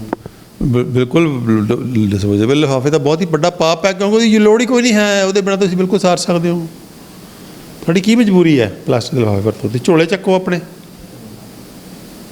ਝੋਲਾ ਕਿਉਂ ਨਹੀਂ ਲੈ ਕੇ ਜਾ ਸਕਦਾ ਬੰਦਾ ਸਬਜ਼ੀ ਲੈਣ ਗਿਆ? ਕੀ ਦਿੱਕਤ ਹੈ? ਅੱਗੇ ਝੋਲਿਆਂ 'ਚ ਜਾਂਦੇ ਹੁੰਦੇ ਸੀ, ਮੈਨੂੰ ਤਾਂ ਯਾਦ ਹੈ ਜਦੋਂ ਪਲਾਸਟਿਕ ਦੇ ਲਿਫਾਫੇ ਨਹੀਂ ਸੀ ਝੋਲੇ ਚੱਕਿਆ ਜਾਂਦੇ ਹੁੰਦੇ ਸੀ। ਮੇਰੇ ਗਲ 'ਚ ਇੱਕ ਇੱਧਰ ਝੋਲਾ ਪਾਇਆ ਜਾਂਦਾ ਸੀ, ਇੱਧਰ ਝੋਲਾ ਪਾਇਆ ਜਾਂਦਾ ਸੀ, ਕਿਸੇ ਸਕੂਟਰ ਨਾਲ ਟੰਗਿਆ ਹੁੰਦਾ ਸੀਗਾ। ਤਿੰਨ ਝੋਲੇ ਵਿੱਚ ਦਹੀਂ ਲੈਣ ਜਾਂਦੇ ਸੀ, ਕੋਈ ਭਾਂਡਾ ਲੈ ਕੇ ਜਾਂਦੇ ਸੀ ਹੋਰ ਆਪਣਾ ਟਿਫਨ ਲੈ ਕੇ ਜਾਓ, ਟਿਫਨ ਲੈ ਕੇ ਜਾਓ। ਹੁਣ ਐਡੇ ਅੰਗਰੇਜ਼ ਹੋ ਗਏ ਆ ਹੋਟਲਾਂ ਵਾਲੇ ਵੀ। ਮੈਂ ਇੱਕ ਰੈਸਟੋਰੈਂਟ ਦੇ ਕੇ ਦਾਲ ਲੈਣ ਚਲਾ ਗਿਆ ਆਪਣਾ ਟਿਫਨ ਲੈ ਕੇ, ਅਤੇ ਉਹਦੇ ਕੋਲ ਰਸ਼ ਹੀ ਜ਼ਿਆਦਾ। ਕਹਿੰਦਾ ਜੀ ਅਸੀਂ ਨਹੀਂ ਟਿਫਨ ਟੁਫਨ 'ਚ ਪਾਉਣ ਦਾ ਸਾਡੇ ਕੋਲ ਨਹੀਂ ਟਾਈਮ ਹੈ, ਕਹਿੰਦਾ ਇਹ ਲਿਫਾਫੇ 'ਚ ਲੈਣੀ 'ਚ ਲੈ ਜਾਓ। ਉਹ ਟਿਫਨ 'ਚ ਪਾਉਣ ਦਾ ਜਵਾਬ ਦੇ ਦਿੱਤਾ। ਮਤਲਬ ਇਸ ਹੱਦ ਤੱਕ ਅਸੀਂ ਉਹਨੂੰ ਅਪਣਾ ਚੁੱਕੇ ਹਾਂ ਕਿ ਮੇਰਾ ਟਿਫਨ ਲਿਜਾਣਾ ਵੀ ਉਹਨੂੰ ਅਬਨੋਰਮਲ ਲੱਗਿਆ ਵੀ ਇਹ ਕੀ ਨਵਾਂ ਜਿਹਾ ਬਹੁ ਚੱਕ ਲਿਆ ਹੈ ਵੀ ਮੈਂ ਲਿਫਾਫੇ ਪਾ ਕੇ ਦੇ ਰਿਹਾ, ਹੁਣ ਮੈਂ ਫੜਾਂ ਇਹਦਾ ਲਿਫਾਫਾ, ਇਹਦਾ ਟਿਫਨ ਫੜਾਂ, ਫਿਰ ਮੈਨੂੰ ਬੰਦ ਕਰਾਂ, ਮੇਰਾ ਟਾਈਮ ਮੇਰੇ ਕੋਲ ਨਹੀਂ ਹੈ। ਤਾਂ ਇਹ ਜਿਹੜਾ ਵਰਤਾਰਾ ਕਿਤੇ ਨਾ ਕਿਤੇ ਹੈਗਾ, ਇਹ ਇੱਕ ਮੂਰਖਤਾਪੂਰਨ ਵਰਤਾਰਾ ਹੈ ਕਿ ਅਸੀਂ ਜਿਸ ਚੀਜ਼ ਦੀ ਸਿਗਨੀਫੀਕੈਂਸ ਹੀ ਨਹੀਂ ਸਮਝ ਰਹੇ ਵੀ ਅਸੀਂ ਕਿੱਡਾ ਵੱਡਾ ਨੁਕਸਾਨ ਕਰ ਰਹੇ ਹਾਂ ਪਲਾਸਟਿਕ ਨੂੰ ਵਰਤ ਕੇ। ਫਿਰ ਦੇਖੋ ਉਹ ਕਿੰਨੀਆਂ ਟੀਕੇ ਦੀਆਂ ਵਾਇਲਾਂ ਪਿਛਲੇ 2-3 ਸਾਲ 'ਚ ਕਿੰਨਾ ਪਲਾਸਟਿਕ ਫੈਲਿਆ। ਪਹਿਲਾਂ ਟੀਕਿਆਂ ਦੀਆਂ ਵਾਇਲਾਂ ਲਾਈਆਂ, ਫਿਰ ਤੁਸੀਂ ਸਿਰਿੰਜਾਂ ਯੂਜ਼ ਕੀਤੀਆਂ ਸਾਰੀਆਂ ਪਲਾਸਟਿਕ ਦੀਆਂ, ਫਿਰ ਤੁਸੀਂ ਮਾਸਕਾਂ ਯੂਜ਼ ਕੀਤੀਆਂ ਸਾਰੀਆਂ ਪਲਾਸਟਿਕ ਦੀਆਂ, ਫਿਰ ਤੁਸੀਂ ਗਾਊਨ ਜੇ ਲਏ ਉਹ ਕੀ ਕਹਿੰਦੇ ਉਹਨੂੰ ਪਰਸਨਲ ਪ੍ਰੋਟੈਕਸ਼ਨ ਕਰਦੇ, ਉਹ ਕਿੰਨਾ ਇੱਕ ਬੰਦੇ ਕਿੰਨਾ ਪਲਾਸਟਿਕ। ਤੁਸੀਂ ਮੈਨੂੰ ਹੱਦ ਹੋ ਗਈ ਹੈ। ਤੁਸੀਂ ਕਹਿ ਰਹੇ ਹੋ ਕਿ ਅਸੀਂ ਮਨੁੱਖਤਾ ਨੂੰ ਬਚਾ ਰਹੇ ਹਾਂ, ਪਰ ਤੁਸੀਂ ਅਸਲ 'ਚ ਮਨੁੱਖਤਾ ਨੂੰ ਮਾਰ ਰਹੇ ਹੋ। ਉਹ ਸਾਰਾ ਪਲਾਸਟਿਕ ਕਿੱਧਰ ਗਿਆ? ਜਿਹੜਾ ਪਲਾਸਟਿਕ ਪੈਦਾ ਹੋ ਗਿਆ ਉਹ ਰਹਿਣਾ ਤਾਂ ਧਰਤੀ ਦੇ ਉੱਪਰ ਹੀ ਹੈ ਨਾ। ਤੁਸੀਂ ਉਹਨੂੰ ਪਾਣੀ 'ਚ ਸਿੱਟਿਆ ਕਿ ਤੁਸੀਂ ਮਿੱਟੀ 'ਚ ਸਿੱਟਿਆ ਕਿ ਤੁਸੀਂ ਉਹਨੂੰ ਸਮੁੰਦਰ ਸਿੱਟਿਆ, ਕਿਤੇ ਸਿੱਟਿਆ ਹੀ ਹੈ ਨਾ।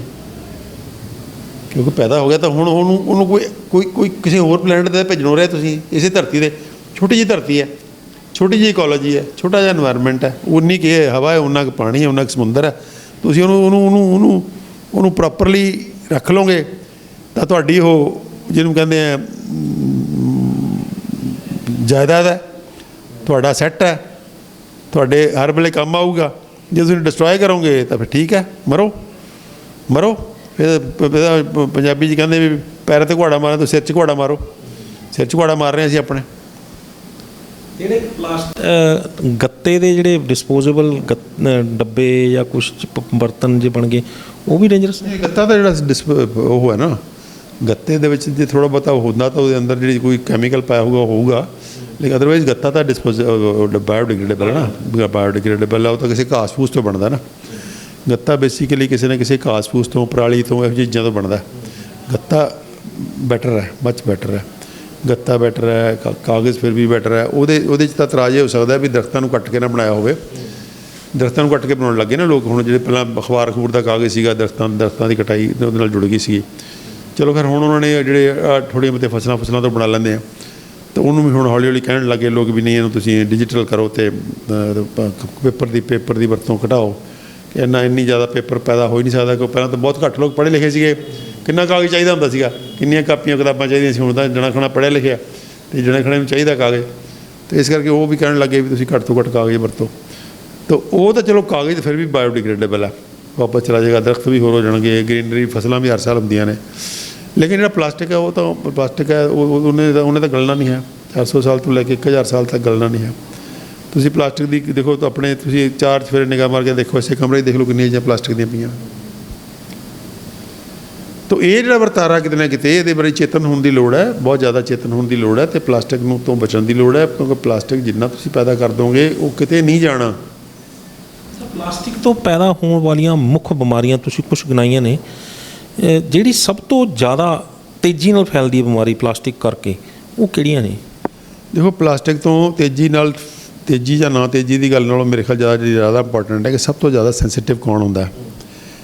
ਕੋਈ ਵੀ ਖਤਰਨਾਕ ਕੈਮੀਕਲ ਹੈ ਉਹ ਸਭ ਤੋਂ ਜ਼ਿਆਦਾ ਇਫੈਕਟ ਉਹਨੂੰ ਕਰਦਾ ਹੈ ਜਿਹੜਾ ਜਿਹੜਾ ਜੀਵ ਜੰਤੂ ਤੇਜ਼ੀ ਨਾਲ ਵੱਧ ਫੁੱਲ ਰਿਹਾ, ਉਹ ਕੌਣ ਹੁੰਦਾ ਤੇਜ਼ੀ ਨਾਲ ਵਧਣ ਫੁੱਲਣ ਵਾਲਾ? ਉਹ ਹੁੰਦਾ ਤੁਹਾਡੇ ਪ੍ਰਜਨਨ ਅੰਗ ਅਤੇ ਤੁਹਾਡੇ ਮਾਂ ਦੇ ਪੇਟ 'ਚ ਬੱਚਾ। ਸਭ ਤੋਂ ਜ਼ਿਆਦਾ ਉਹ ਮਾਰ 'ਚ ਆਉਂਦਾ। ਤੁਹਾਡੇ ਪ੍ਰਜਨਨ ਅੰਗਾਂ ਦੇ ਉੱਪਰ ਅਗਰ ਅਸਰ ਹੋ ਗਿਆ ਤਾਂ ਤੁਹਾਡੇ ਬੱਚੇ 'ਚ ਅਗਲੀ ਪੀੜ੍ਹੀ 'ਚ ਜਾਏਗਾ। ਜੇ ਤੁਹਾਡੀ ਮਾਂ ਦੇ ਪੇਟ ਦੇ ਉੱਪਰ ਅਸਰ ਹੋ ਰਿਹਾ ਤਾਂ ਉਹਦੇ ਅੰਗ ਨਹੀਂ ਬਣਨੇ ਪ੍ਰੋਪਰਲੀ, ਕਿਸੇ ਦਾ ਟੈਸਟੀਕਲ ਨਹੀਂ ਬਣ ਰਿਹਾ, ਕਿਸੇ ਦੀ ਓਵਰੀ ਨਹੀਂ ਬਣ ਰਹੀ, ਕਿਸੇ ਦਾ ਕੋਈ ਬ੍ਰੇਨ ਨਹੀਂ ਠੀਕ ਕੰਮ ਕਰ ਰਿਹਾ, ਤਾਂ ਅਲਟੀਮੇਟਲੀ ਜਿਹੜਾ ਬੱਚਾ ਪੈਦਾ ਹੋਏਗਾ ਉਹ ਬਹੁਤ ਅਪੰਗ ਕਿਸਮ ਦਾ ਹੋਏਗਾ। ਤਾਂ ਅਪੰਗਤਾ ਵਿਕਲਾਂਗਤਾ ਬਹੁਤ ਜ਼ਿਆਦਾ ਵੱਧ ਰਹੀ ਹੈ। ਫਿਰ ਥੋੜ੍ਹਾ ਜੈਨੇਟਿਕ ਮੋਡੀਫਿਕੇਸ਼ਨ ਹੈ, ਥੋੜ੍ਹੇ ਕੈਂਸਰਸ ਨੇ, ਹਾਰਮੋਨਲ ਡਿਸਰਪਸ਼ਨ ਨੇ। ਜਣੇ ਖਣੇ ਨੂੰ ਥਾਇਰਾਇਡ ਹੋਇਆ ਪਿਆ, ਜਣੇ ਖਣੇ ਨੂੰ ਦੇਖੋ ਥਾਇਰਾਇਡ ਦਾ ਹਨੇਰੀ ਆਈ ਪਈ ਹੈ ਨਾ। ਇਹ ਸਾਰੇ ਜਿਹੜੇ ਕੈਮੀਕਲਸ ਨੇ ਇਹਨਾਂ ਦਾ ਇਫੈਕਟ ਇਹੋ ਜਿਹੇ ਹੁੰਦੇ ਆ, ਜਦੋਂ ਆਰਗਨ ਡੈਮੇਜ ਕਰ ਰਹੇ ਆ, ਜਾਂ ਉਹ ਤੁਹਾਡੇ ਹਾਰਮੋਨ ਨੂੰ ਡਿਸਟਰਬ ਕਰ ਰਹੇ ਆ, ਜਾਂ ਉਹ ਤੁਹਾਡੇ ਜੀਨਸ ਨੂੰ ਡਿਸਟਰਬ ਕਰ ਰਹੇ ਆ, ਜਾਂ ਤੁਹਾਨੂੰ ਕੈਂਸਰ ਕਰ ਰਹੇ ਆ, ਜਾਂ ਤੁਹਾਡੀ ਇਮਿਊਨਿਟੀ ਨੂੰ ਖਰਾਬ ਕਰ ਰਹੇ ਆ, ਜਾਂ ਤੁਹਾਡੇ ਨਰਵਸ ਸਿਸਟਮ ਨੂੰ ਖਰਾਬ ਕਰ ਰਹੇ ਆ। ਕੁਛ ਨਾ ਕੁਛ ਆਟੋਮਿਊਨ ਡਿਸਆਰਡਰ ਕਰਨਗੇ ਜੇ ਤੁਹਾਡੇ ਪ੍ਰੋਟੀਨ ਨੂੰ ਮੋਡੀਫਾਈ ਕਰ ਰਹੇ ਤਾਂ, ਕਿਉਂਕਿ ਪ੍ਰੋਟੀਨ ਨੂੰ ਮੋਡੀਫਾਈ ਕਰ ਦਿੰਦੇ ਹੈ। ਤੁਹਾਡੇ ਫੂਡ ਦੇ ਪ੍ਰੋਟੀਨ ਨੂੰ ਅਗਰ ਮੋਡੀਫਾਈ ਕਰਤਾ ਉਹਨਾਂ ਨੇ ਤਾਂ ਬੋਡੀ ਨੇ ਪ੍ਰੋਟੀਨ ਨੂੰ ਪਛਾਣਨਾ ਨਹੀਂ ਹੈ। ਉਹ ਜਦੋਂ ਬੋਡੀ ਨੇ ਪ੍ਰੋਟੀਨ ਨੂੰ ਪਛਾਣਿਆ ਨਾ ਤਾਂ ਉਹ ਆਟੋਮਿਊਨਿਟੀ ਹੋਏਗੀ। ਆਟੋਮਿਊਨਿਟੀ ਬਿਮਾਰੀਆਂ ਦਾ ਜਿਹੜੀ ਹੜ੍ਹ ਆ ਗਿਆ। ਆਟੋਮਿਊਨਿਟੀ ਦੇ ਅੰਦਰ ਕੈਮੀਕਲ ਦਾ ਬਹੁਤ ਜ਼ਿਆਦਾ ਰੋਲ ਹੈ, ਕਿਉਂਕਿ ਜਦੋਂ ਤੁਸੀਂ ਕੈਮੀਕਲ ਤੇ ਪ੍ਰੋਟੀਨ ਮਿਕਸ ਹੋ ਗਿਆ, ਕੰਬਾਈਨ ਕਰ ਗਿਆ, ਤਾਂ ਉਹ ਨਵੀਂ ਕਿਸਮ ਦਾ ਪ੍ਰੋਟੀਨ ਬਣ ਗਿਆ। ਤੁਸੀਂ ਮੰਨ ਲਓ ਫਸਲਾਂ ਦੇ ਉੱਪਰ ਅੰਨ੍ਹੇਵਾਹ ਤੁਸੀਂ ਸਪਰੇਆਂ ਕਰੀ ਜਾਂਦੇ ਹੋ, ਅੰਨ੍ਹੇਵਾਹ ਕੈਮੀਕਲ ਪਾਈ ਜਾਂਦੇ ਹੋ, ਅਤੇ ਉਹਦੇ ਅੰਦਰ ਜਿਹੜਾ ਪ੍ਰੋਟੀਨ ਦੀ ਨੇਚਰ ਬਦਲ ਗਈ ਉਸ ਪ੍ਰੋਸੈਸ 'ਚ। ਜਾਂ ਤੁਸੀਂ ਲਾਲਚ ਵਿੱਚ ਹਾਈਬ੍ਰਿਡਾਈਜੇਸ਼ਨ ਕਰਤੀ, ਹਾਈਬ੍ਰਿਡ ਬਣਾਤਾ, ਤਾਂ ਦ ਮੂਮੈਂਟ ਪ੍ਰੋਟੀਨ ਚੇਂਜ ਹੋਇਆ ਤੁਹਾਡੀ ਬੋਡੀ ਨੇ ਪਛਾਣਨਾ ਨਹੀਂ ਉਹਨੂੰ। ਕਿ ਬੋਡੀ ਤੁਹਾਡੀ ਤਾਂ ਤੁਹਾਡੀਆਂ ਪੀੜ੍ਹੀ ਦਰ ਪੀੜ੍ਹੀ ਪ੍ਰੋਟੀਨ ਨੂੰ ਪਛਾਣਨ ਦੀ ਟ੍ਰੇਨਿੰਗ ਹੈ ਉਹਦੀ, ਜਿਹੜੀ ਉਹਦੀ ਪੀੜ੍ਹੀ ਦਰ ਪੀੜ੍ਹੀ ਖਾਂਦੇ ਸੀ ਜਿਹੜਾ ਫੂਡ, ਜੇ ਤਾਂ ਉਹੀ ਫੂਡ ਖਾ ਰਹੇ ਹਾਂ ਤਾਂ ਸਾਡੀ ਬੋਡੀ ਪਛਾਣ ਲਏਗੀ ਵੀ ਹਾਂ ਇਹ ਫੂਡ ਵਰਥ ਉਹ ਮੇਰਾ ਹੈ ਕਿ ਜ਼ਹਿਰ ਹੈ ਕਿ ਅੰਮ੍ਰਿਤ ਹੈ। ਜੇ ਉਹਨੂੰ ਪਛਾਣ ਹੀ ਨਾ ਆਈ ਤਾਂ ਕਨਫਿਊਜ਼ ਹੋ ਜਾਏਗੀ ਬੋਡੀ ਵੀ ਇਹ ਕੀ ਆ ਗਿਆ। ਕਨਫਿਊਜ਼ ਹੋਏਗੀ ਤਾਂ ਫਿਰ ਉਹਨੂੰ ਅਟੈਕ ਕਰਦੀ ਆਪਣੇ ਵਿੱਚ ਅਟੈਕ ਕਰ ਜਾਏਗੀ। ਉਹਨੂੰ ਆਟੋਮਿਊਨਿਟੀ ਕਹਿ ਦਿੰਦੇ ਆ। ਅਤੇ ਆਟੋਮਿਊਨਿਟੀ ਵੀ ਨੈਚੁਰਲੀ ਆਟੋਮਿਊਨ ਬਿਮਾਰੀਆਂ ਬਹੁਤ ਜ਼ਿਆਦਾ ਵੱਧ ਰਹੀਆਂ। ਤੁਸੀਂ ਦਮਾ ਵੱਧ ਰਿਹਾ, ਗਠੀਆ ਬਹੁਤ ਜ਼ਿਆਦਾ ਵੱਧ ਰਿਹਾ, ਸਿੰਗਰੈਣੀ ਬਹੁਤ ਵੱਧ ਰਹੀ ਹੈ, ਤੁਹਾਡੇ ਸਕਿਨ ਦੇ ਡਿਸਆਰਡਰ ਬਹੁਤ ਜ਼ਿਆਦਾ ਵੱਧ ਰਹੇ ਆ, ਸਾਰੇ ਆਟੋਮਿਊਨ ਨੇ। ਆਟੋਮਿਊਨ ਬਿਮਾਰੀਆਂ ਜਿਹੜੀ ਖਤਰਨਾਕ ਕਿਸਮ ਦੀਆਂ ਆਟੋਮਿਊਨ ਬਿਮਾਰੀਆਂ ਨੇ, ਮਲਟੀਪਲ ਸਕਲੋਸਿਸ ਵਰਗੀਆਂ, ਉਹ ਬਹੁਤ ਵੱਧ ਰਹੀਆਂ ਨੇ। ਹਾਂ ਜੀ, ਗੱਠਾਂ ਬਣਦੀਆਂ ਨੇ ਇਹ ਫਾਈਬਰੋਮਾਲਜੀਆ, ਹੱਡ ਪੈਰ ਟੁੱਟਣਾ ਅੱਜ ਹੁਣ ਵੀ ਆ ਗਿਆ ਕਿ ਉਹ ਵੀ ਆਟੋਮਿਊਨ ਪ੍ਰੋਸੈਸ ਹੈ। ਕਿ ਜਣੇ ਖਣ ਦਾ ਜਿਹੜਾ ਸਵੇਰੇ ਉੱਠਦੇ ਹੀ ਸਾਡੇ ਹੱਡ ਪੈਰ ਟੁੱਟਦੇ ਹੁੰਦੇ ਆ, ਫਰੈਸ਼ਨੈਸ ਆਉਂਦੀ ਨਹੀਂ ਸਾਨੂੰ। ਅੱਜ ਤੁਹਾਨੂੰ ਮਤਲਬ ਜਿਹੜੇ ਸਾਡੇ ਲਗਭਗ ਸਾਡੇ ਸਾਰਿਆਂ 'ਚ ਵਰਤਾਰਾ ਹੋ ਚੁੱਕਿਆ ਕਿ ਅਸੀਂ ਫਰੈਸ਼ ਫੀਲ ਹੀ ਨਹੀਂ ਕਰਦੇ। ਸਾਡਾ ਸਰੀਰ ਹਮੇਸ਼ਾ ਥੱਕਿਆ ਟੁੱਟਿਆ ਜਾ, ਅਤੇ ਮਤਲਬ ਅੱਧਾ ਮਰਿਆ ਅੱਧਾ ਜਿਉਂਦਾ, ਇੱਦਾਂ ਦਾ ਹੀ ਹੈ। ਉਹ ਵੀ ਕਿਤੇ ਨਾ ਕਿਤੇ ਆਟੋਮਿਊਨਿਟੀ ਹੈ ਕਿ ਸਾਡੀ ਬੋਡੀ ਜਿਹੜੀ ਆ ਉਹ ਆਪਣੇ ਪ੍ਰੋਟੀਨ ਨੂੰ ਆਪ ਹੀ ਅਟੈਕ ਕਰੀ ਜਾ ਰਹੀ ਹੈ। ਤਾਂ ਇਹ ਸਾਰੇ ਦਾ ਸਾਰਾ ਵਰਤਾਰਾ ਬੜਾ ਖਤਰਨਾਕ ਹੋ ਰਿਹਾ, ਜਿਹਦੇ 'ਚ ਕਿ ਮੇਰੇ ਖਿਆਲ 'ਚ ਲੋੜ ਹੈ ਸਾਨੂੰ ਕਿ ਪਲਾਸਟਿਕ ਵਰਗੀ ਚੀਜ਼ ਜਿਹੜੀ ਹੈ, ਜਿਹਦੇ ਬਿਨਾਂ ਜਿਹੜੇ ਖਾਸ ਕਰਕੇ use and throw type plastic ਹੈ। ਸਭ ਤੋਂ ਪਹਿਲੀ ਸਟੇਜ ਮੈਂ ਸਮਝਦਾ ਕਿ ਅੱਜ ਕੋਈ ਇੱਕ ਵੀ ਦਲੀਲ ਨਹੀਂ ਹੈ ਕਿ ਸਿੰਗਲ ਯੂਜ਼ ਪਲਾਸਟਿਕ ਕੰਟੀਨਿਊ ਕੀਤਾ ਜਾਵੇ, ਇੱਕ ਵੀ ਦਲੀਲ ਨਹੀਂ ਹੈ। ਔਰ ਹਜ਼ਾਰਾਂ ਸਟੱਡੀ ਜਿਹੜੀਆਂ ਕਹਿੰਦੀਆਂ ਨੇ ਕਿ ਪਲਾਸਟਿਕ ਨੂੰ ਬੈਨ ਕਰੋ ਇਮੀਡੀਏਟਲੀ, ਜਿਹੜੀਆਂ ਕਹਿ ਰਹੀਆਂ ਨੇ ਕਿ ਇੰਨੇ ਜ਼ਿਆਦਾ ਨੁਕਸਾਨ ਹੋ ਰਿਹਾ ਕਿ ਇਹਨੂੰ ਫੌਰੀ ਬੈਨ ਕਰਨਾ ਚਾਹੀਦਾ। ਔਰ ਪਹਿਲੀ ਸਟੇਜ ਜਿਹੜੀ ਹੋਣੀ ਚਾਹੀਦੀ ਹੈ ਉਹ ਚਾਹੀਦੀ use and throw type of plastic, ਜਿਹੜਾ ਉਹਦੇ ਅੰਦਰ ਤੁਹਾਡੇ ਲਿਫਾਫੇ ਆ ਗਏ, ਉਹਦੇ ਅੰਦਰ ਤੁਹਾਡੀਆਂ ਕੌਲੀਆਂ, ਚਮਚੇ, ਪਲੇਟਾਂ, ਇਹੋ ਜਿਹਾ ਚੀਜ਼ ਜਿਹੜੀ ਹੈ ਇਹ। ਹਾਂ, ਹੁਣ ਅਸੀਂ ਮੈਂ ਆਪਣੀ MBBS ਕਰਕੇ ਨਿਕਲਿਆ ਸੀ। ਅਸੀਂ ਸਰਿੰਜਾਂ ਗਲਾਸ ਦੀਆਂ ਵਰਤਦੇ ਸੀ, ਕੱਚ ਦੀਆਂ, ਬੜੇ ਆਰਾਮ ਨਾਲ ਵਰਤਦੇ ਸੀ ਅਸੀਂ ਉਹਨੂੰ ਬਾਲ ਕਰ ਲੈਂਦੇ ਸੀ ਅਤੇ ਬਾਲ ਕਰਕੇ ਵਰਤਦੇ ਸੀ। ਅੱਜ ਇੱਕ ਫੈਸ਼ਨ ਬਣ ਗਿਆ ਵੀ ਸਰਿੰਜ ਜੀ ਵਰਤੋ ਜੀ, ਚੱਕ ਕੇ ਉਹ ਮਾਰੋ, ਮੁੜ ਕੇ ਉਹਨੂੰ ਫਿਰ ਸੰਭਾਲਦੇ ਫਿਰੀ ਜਾਓ। ਕੀ ਦਿੱਕਤ ਹੈ ਵੀ ਕੱਚ ਦੀਆਂ ਸਰਿੰਜਾਂ ਕਿਉਂ ਨਹੀਂ ਯੂਜ਼ ਹੋ ਸਕਦੀਆਂ? ਕੀ ਸਾਨੂੰ ਕੀ ਖਾਸ ਗੱਲ ਹੈ? ਬਾਲ ਕਿਉਂ ਨਹੀਂ ਕਰ ਸਕਦੇ ਅਸੀਂ? ਸੇਮ ਚੀਜ਼ਾਂ ਤੁਹਾਡੇ ਫੰਕਸ਼ਨਾਂ 'ਤੇ ਨੇ। ਬਈ ਡਿਸਪੋਜ਼ੇਬਲ ਭਾਂਡੇ ਹੋਣੇ ਬਹੁਤ ਜ਼ਰੂਰੀ ਨੇ। ਕਿਉਂਕਿ ਜੇ ਅਸੀਂ ਸਾਫ਼ ਨਹੀਂ ਕਰਨਾ ਚਾਹੁੰਦੇ, ਸਾਨੂੰ ਗਲਾਸ ਧੋਂਦੇ ਸ਼ਰਮ ਆਉਂਦੀ ਹੈ, ਬੰਦੇ ਗਲਾਸ ਨਹੀਂ ਧੋਣਾ ਚਾਹੁੰਦੇ। ਤਾਂ ਇਹ ਕਿਤੇ ਨਾ ਕਿਤੇ ਅਸੀਂ ਮਤਲਬ ਇੱਕ ਐਸੇ ਪੁੱਠੇ ਪਾਸੇ ਤੁਰ ਪਏ ਹਾਂ, ਉਹਦੀ ਕੋਈ ਲੋੜ ਨਹੀਂ ਹੈ, ਰੀਅਲ ਲੋੜ ਕੋਈ ਨਹੀਂ ਹੈ ਉਹਦੀ ਰੀਅਲ। ਇੱਕ ਚੀਜ਼ ਜੇ ਆਪਾਂ ਨਾ ਜ਼ਿਕਰ ਕੀਤਾ ਤਾਂ ਸ਼ਾਇਦ ਦਰਸ਼ਕ ਕਹਿਣਗੇ ਵੀ ਉਹ ਨਹੀਂ ਪੁੱਛਿਆ ਹੈਗਾ, ਥਰਮੋਕੋਲ ਜਿਹੜਾ ਉਹਦੇ ਵੀ ਬਰਤਨ ਬਣਦੇ ਨੇ, ਉਹਦੇ ਵੀ ਕਈ ਚੀਜ਼ਾਂ ਬਣਦੀਆਂ, ਉਹ ਵੀ ਨੁਕਸਾਨਦੇਹ। ਹਾਂ, ਥਰਮੋਕੋਲ ਹੈ ਤਾਂ ਕੈਮੀਕਲ ਹੀ ਹੈ। ਥਰਮੋਕੋਲ ਕੋਈ ਮਿਕਸਚਰ ਜਿਹਾ ਥਰਮੋਕੋਲ ਵੀ ਗਲਦੀ ਨਹੀਂ ਜਲਦੀ। ਥਰਮੋਕੋਲ ਬਾਰੇ ਵੀ ਜਿਹੜਾ ਹੈ ਉਹ ਪਲਾਸਟਿਕ ਨਾਲੋਂ ਸ਼ਾਇਦ ਥੋੜ੍ਹੀ ਜਲਦੀ ਗਲਦੀ ਹੋਵੇ। ਉਹ ਕੋਈ ਮਿਕਸਚਰ ਹੈ, ਕੁਛ ਇੱਦਾਂ ਦੇ ਕੈਮੀਕਲ ਨੇ ਜਿਹੜੇ ਕਿ ਪਲਾਸਟਿਕ ਜਿਹਨੇ ਹੋ ਸਕਦਾ ਲੰਬੀ ਲਾਈਫ ਨਾ ਹੋਵੇ, ਲੇਕਿਨ ਹੈ ਵੀ ਇੱਦਾਂ ਹੀ ਹੈ, ਉਹ ਗਲਨਸ਼ੀਲ ਨਹੀਂ ਹੈਗੀ, ਉਹ ਗਲਨਸ਼ੀਲ ਨਹੀਂ ਹੈ ਉਹ। ਹਾਂ, ਜਿਹੜੇ ਪੇਪਰ ਦੇ ਗਲਾਸ ਆ ਰਹੇ ਆ ਅੱਜ ਕੱਲ੍ਹ ਜਿਹੜੇ ਡਿਸਪੋਜ਼ੇਬਲ ਗਲਾਸਾਂ 'ਚ ਪੇਪਰ ਦੇ ਗਲਾਸ ਆ ਗਏ ਆ ਗੱਤੇ ਦੇ, ਉਹ ਗਲਨਸ਼ੀਲ ਪਦਾਰਥ ਹੈ। ਹੁਣ ਲੋਕਾਂ ਨੇ ਲਿਫਾਫੇ 'ਚ ਵੀ ਕੱਢਤੇ ਆ, ਲਿਫਾਫੇ ਕੱਢਣ ਲੱਗ ਜਿਵੇਂ ਲਿਫਾਫੇ ਬੈਨ ਹੋਣਗੇ। ਮੈਂ ਦੇਖਿਆ ਕੱਲ੍ਹ ਹੀ ਲਿਫਾਫਾ ਦੇਖਿਆ ਮੈਂ ਕਿ ਉਹ ਇੱਦਾਂ ਦਾ ਬਣਾਤਾ ਉਹਨੇ ਲਿਫਾਫਾ ਕਿ ਉਹਦੇ ਉੱਪਰ ਲਿਖਿਆ ਹੋਇਆ I am not plastic, I am disposable, ਉਹਦੇ ਉੱਪਰ ਲਿਖਿਆ ਹੋਇਆ। ਤਾਂ ਇੱਦਾਂ ਦਾ ਜਦੋਂ ਜਾਣਗੇ ਜੂਟ ਦੇ ਲਿਫਾਫੇ ਬੈਗ ਆ ਜਾਣਗੇ, ਹੋਰ ਆ ਜਾਣਗੇ, ਬੜਾ ਕੁਛ ਹੈਗਾ। ਹਾਂ ਨਹੀਂ, ਉਹ ਤਾਂ ਹੈ ਹੀ, ਬਦਲਣਾ ਪੈ ਗਿਆ ਨਾ ਇੱਕ ਵਾਰੀ, ਮਾਨਸਿਕਤਾ ਬਦਲਣੀ ਪੈਗੀ ਵੀ ਤੁਸੀਂ ਰੁਜ਼ਗਾਰ ਉੱਧਰ ਵੀ ਬਥੇਰਾ ਹੈ, ਰੁਜ਼ਗਾਰ ਦੀ ਕੋਈ ਪ੍ਰੋਬਲਮ ਨਹੀਂ ਹੈ। ਸੋ ਨਾਲੇ ਰੁਜ਼ਗਾਰ ਦੀ ਗੱਲ ਉਹਨਾਂ ਚਿਰ ਹੀ ਹੁੰਦੀ ਹੈ ਜਿੰਨਾ ਚਿਰ ਕੋਈ ਸੇਫ ਲਿਮਟ 'ਚ ਰਹੋ, ਇੱਕ ਸੀਮਾ ਹੁੰਦੀ ਹੈ ਨਾ। ਜਦੋਂ ਤੁਸੀਂ ਮਾਰਨ ਦੀ ਗੱਲ ਆ ਗਈ ਤਾਂ ਫਿਰ ਤਾਂ ਵੀ ਤੁਸੀਂ ਜਦੋਂ ਮਰ ਹੀ ਰਹੇ ਹੋ ਤਾਂ ਫਿਰ ਰੁਜ਼ਗਾਰ ਨਾ ਰੁਜ਼ਗਾਰ ਦੀ ਗੱਲ ਤਾਂ ਵੱਧ ਹੀ ਆਊਗੀ ਨਾ। ਜੇ ਬਚੋਗੇ ਤਾਂ ਹੀ ਰੁਜ਼ਗਾਰ ਆਊਗਾ, ਜੇ ਬਚੇ ਹੀ ਨਹੀਂ ਅਗਲੀ ਪੀੜ੍ਹੀ ਸਾਰੀ ਕੰਡਮ ਹੋ ਰਹੀ ਹੈ, ਅਗਲੀ ਪੀੜ੍ਹੀ ਜਿਹੜੀ ਹੈ ਉਹ ਪੈਦਾ ਹੋਣ ਦੀ ਸੰਭਾਵਨਾ ਹੀ ਖਤਮ ਹੋ ਰਹੀ ਹੈ, ਤਾਂ ਫਿਰ ਬਾਕੀ ਗੱਲਾਂ ਜਿਹੜੀਆਂ ਨਾ ਉਹ ਸਾਰੀਆਂ ਭੁੱਲ ਜਾਣੀਆਂ ਚਾਹੀਦੀਆਂ ਨੇ। ਅਤੇ ਮੈਨੂੰ ਲੱਗਦਾ ਕਿ ਹੁਣ ਉਹ ਪਲਾਸਟਿਕ ਦੇ ਮਾਮਲੇ 'ਚ ਉਹ ਸਟੇਜ ਆ ਚੁੱਕੀ ਹੈ ਕਿ ਜਿਹੜਾ ਵਰਤੇਗਾ ਉਹਦੀ ਪੀੜ੍ਹੀ ਤਾਂ ਖਰਾਬ ਹੋਏਗੀ, ਉਸ ਤੋਂ ਅਗਲੀ ਪੀੜ੍ਹੀ ਉਸ ਤੋਂ ਵੀ ਜ਼ਿਆਦਾ ਖਤਰੇ 'ਚ ਹੈ, ਕਿਉਂਕਿ ਉਹਦੇ ਜਿਹੜੇ ਇਫੈਕਟਸ ਆਉਣੇ ਆ ਉਹਦੇ ਉੱਪਰ ਬਹੁਤ ਜ਼ਿਆਦਾ ਆਉਣੇ ਆ। ਇਸ ਕਰਕੇ ਆਪਾਂ ਇਹੋ ਜਿਹਾ ਰਿਸਕ ਨਹੀਂ ਲੈਣਾ ਚਾਹੀਦਾ, ਔਰ ਸਾਨੂੰ ਫੌਰੀ ਤੌਰ 'ਤੇ ਆਪਣੇ ਚੇਤਨਾ ਦਾ ਹਿੱਸਾ ਬਣਾਉਣਾ ਚਾਹੀਦਾ ਕਿ ਡਿਸਪੋਜ਼ੇਬਲ ਪਲਾਸਟਿਕ ਬੰਦ ਕਰੀਏ, ਔਰ ਜਿਹੜਾ ਬਾਕੀ ਦਾ ਪਲਾਸਟਿਕ ਹੈ ਜਿਹੜਾ ਡਿਸਪੋਜ਼ੇਬਲ ਨਹੀਂ ਹੈ, ਔਰ ਉਹਦੇ ਨਾਲ ਹੀ ਜਿਹੜੀ ਗੱਲ ਮੈਂ ਐਡ ਕਰਨੀ ਚਾਹੂੰਗਾ ਕਿ ਜਿੰਨੇ ਲਿਕੁਇਡ ਨੇ, ਕੋਈ ਵੀ ਤਰਲ ਪਦਾਰਥ ਹੈ ਉਹਨੂੰ ਸਟੋਰ ਕਰਨ ਵਾਸਤੇ ਪਲਾਸਟਿਕ ਨਾ ਯੂਜ਼ ਕਰੋ। ਮੰਨ ਲਓ ਪਾਣੀ ਸਟੋਰ ਕਰਨਾ ਤੁਸੀਂ ਘਰ 'ਚ ਪਲਾਸਟਿਕ ਦੀ ਬੋਤਲ 'ਚ ਨਾ ਕਰੋ, ਕੱਚ ਦੀ ਬੋਤਲ 'ਚ ਕਰੋ। ਦੁੱਧ ਸਟੋਰ ਕਰਨਾ, ਲੱਸੀ ਸਟੋਰ ਕਰਨੀ ਹੈ, ਕੋਈ ਦਹੀਂ ਰੱਖਣੀ ਹੈ, ਕੋਈ ਵੀ ਲਿਕੁਇਡ ਜਿਹੜੀ ਚੀਜ਼ ਰੱਖਣੀ ਹੈ ਉਹਨੂੰ ਤੁਸੀਂ ਪਲਾਸਟਿਕ 'ਚ ਨਾ ਰੱਖੋ। ਹਾਂ, ਪਲਾਸਟਿਕ ਦੇ ਡੱਬੇ ਤੁਸੀਂ ਦਾਲਾਂ ਰੱਖਣ ਵਾਸਤੇ, ਕੁਛ ਅਨਾਜ ਰੱਖਣ ਵਾਸਤੇ, ਉਹ ਅਗਲੀ ਸਟੇਜ ਦੇਖਿਆ ਜਾ ਸਕਦਾ। ਲੇਕਿਨ ਫੌਰੀ ਤੌਰ 'ਤੇ ਮੇਰੇ ਖਿਆਲ 'ਚ ਇੱਕ ਵਾਰੀ, ਕਿਉਂਕਿ ਅਸੀਂ ਇੰਨੇ ਕਿ ਐਡਿਕਟਡ ਹੋ ਚੁੱਕੇ ਹਾਂ ਕਿ ਫੌਰੀ ਸਟੇਜ 'ਤੇ ਤੌਰ 'ਤੇ ਜਿਹੜਾ ਸਿੰਗਲ ਯੂਜ਼ ਪਲਾਸਟਿਕ ਹੈ, ਔਰ ਜਿਹੜਾ ਉਹ ਪਲਾਸਟਿਕ ਹੈ ਜਿਹਦੇ 'ਚ ਕਿ ਤੁਸੀਂ ਲਿਕੁਇਡ ਯੂਜ਼ ਕਰਦੇ ਹੋ, ਉਹ ਬੰਦ ਕਰ ਦੇਣਾ ਚਾਹੀਦਾ। ਲਿਕੁਇਡ ਕੋਈ ਜਸਟੀਫਿਕੇਸ਼ਨ ਨਹੀਂ ਲਿਕੁਇਡ ਦੇ। ਤੁਸੀਂ ਬਰਫ਼ ਜਮਾ ਰਹੇ ਹੋ ਲਿਕੁਇਡ ਦੀਆਂ ਉਹਦੇ ਟਰੇਆਂ ਦੇ ਵਿੱਚ, ਕੋਈ ਮੈਟਲ ਦੀਆਂ ਟਰੇਆਂ ਲੈ ਲਓ, ਸਟੀਲ ਦੀਆਂ ਟਰੇਆਂ ਬਣਾ ਲਓ। ਸਿਲਵਰ ਤਾਂ ਖਰਚ ਚਲੋ ਵੀ ਥੋੜ੍ਹਾ ਟੌਕਸਿਕ ਹੈ, ਐਲੂਮੀਨੀਅਮ ਤਾਂ, ਅਤੇ ਲੇਕਿਨ ਸਟੀਲ ਦੀਆਂ ਬਣ ਸਕਦੀਆਂ ਨੇ, ਕੋਈ ਦਿੱਕਤ ਨਹੀਂ ਹੈ। ਪਿੱਤਲ ਜਿਹੜਾ ਮੈਟਲ ਦੇ ਅੰਦਰ, ਪਿੱਤਲ ਨੂੰ ਰਿਵਾਈਵ ਕਰਨਾ ਚਾਹੀਦਾ, ਪਿੱਤਲ ਦੇ ਭਾਂਡੇ ਰਿਵਾਈਵ ਕਰਨੇ ਚਾਹੀਦੇ, ਕਿਉਂਕਿ ਪਿੱਤਲ ਕਲੀ ਕੀਤਾ ਪਿੱਤਲ ਜਿਹੜਾ ਬਹੁਤ ਵਧੀਆ ਚੀਜ਼ ਹੈ, ਕਲੀ ਕੀਤਾ ਪਿੱਤਲ ਸਭ ਤੋਂ ਸੇਫ ਹੈ ਮੈਟਲ 'ਚੋਂ। ਨੰਬਰ 2 'ਤੇ ਤੁਹਾਡਾ ਸਟੀਲ ਹੈ। ਤਾਂ ਇਹ ਹੈਗੇ ਨੇ।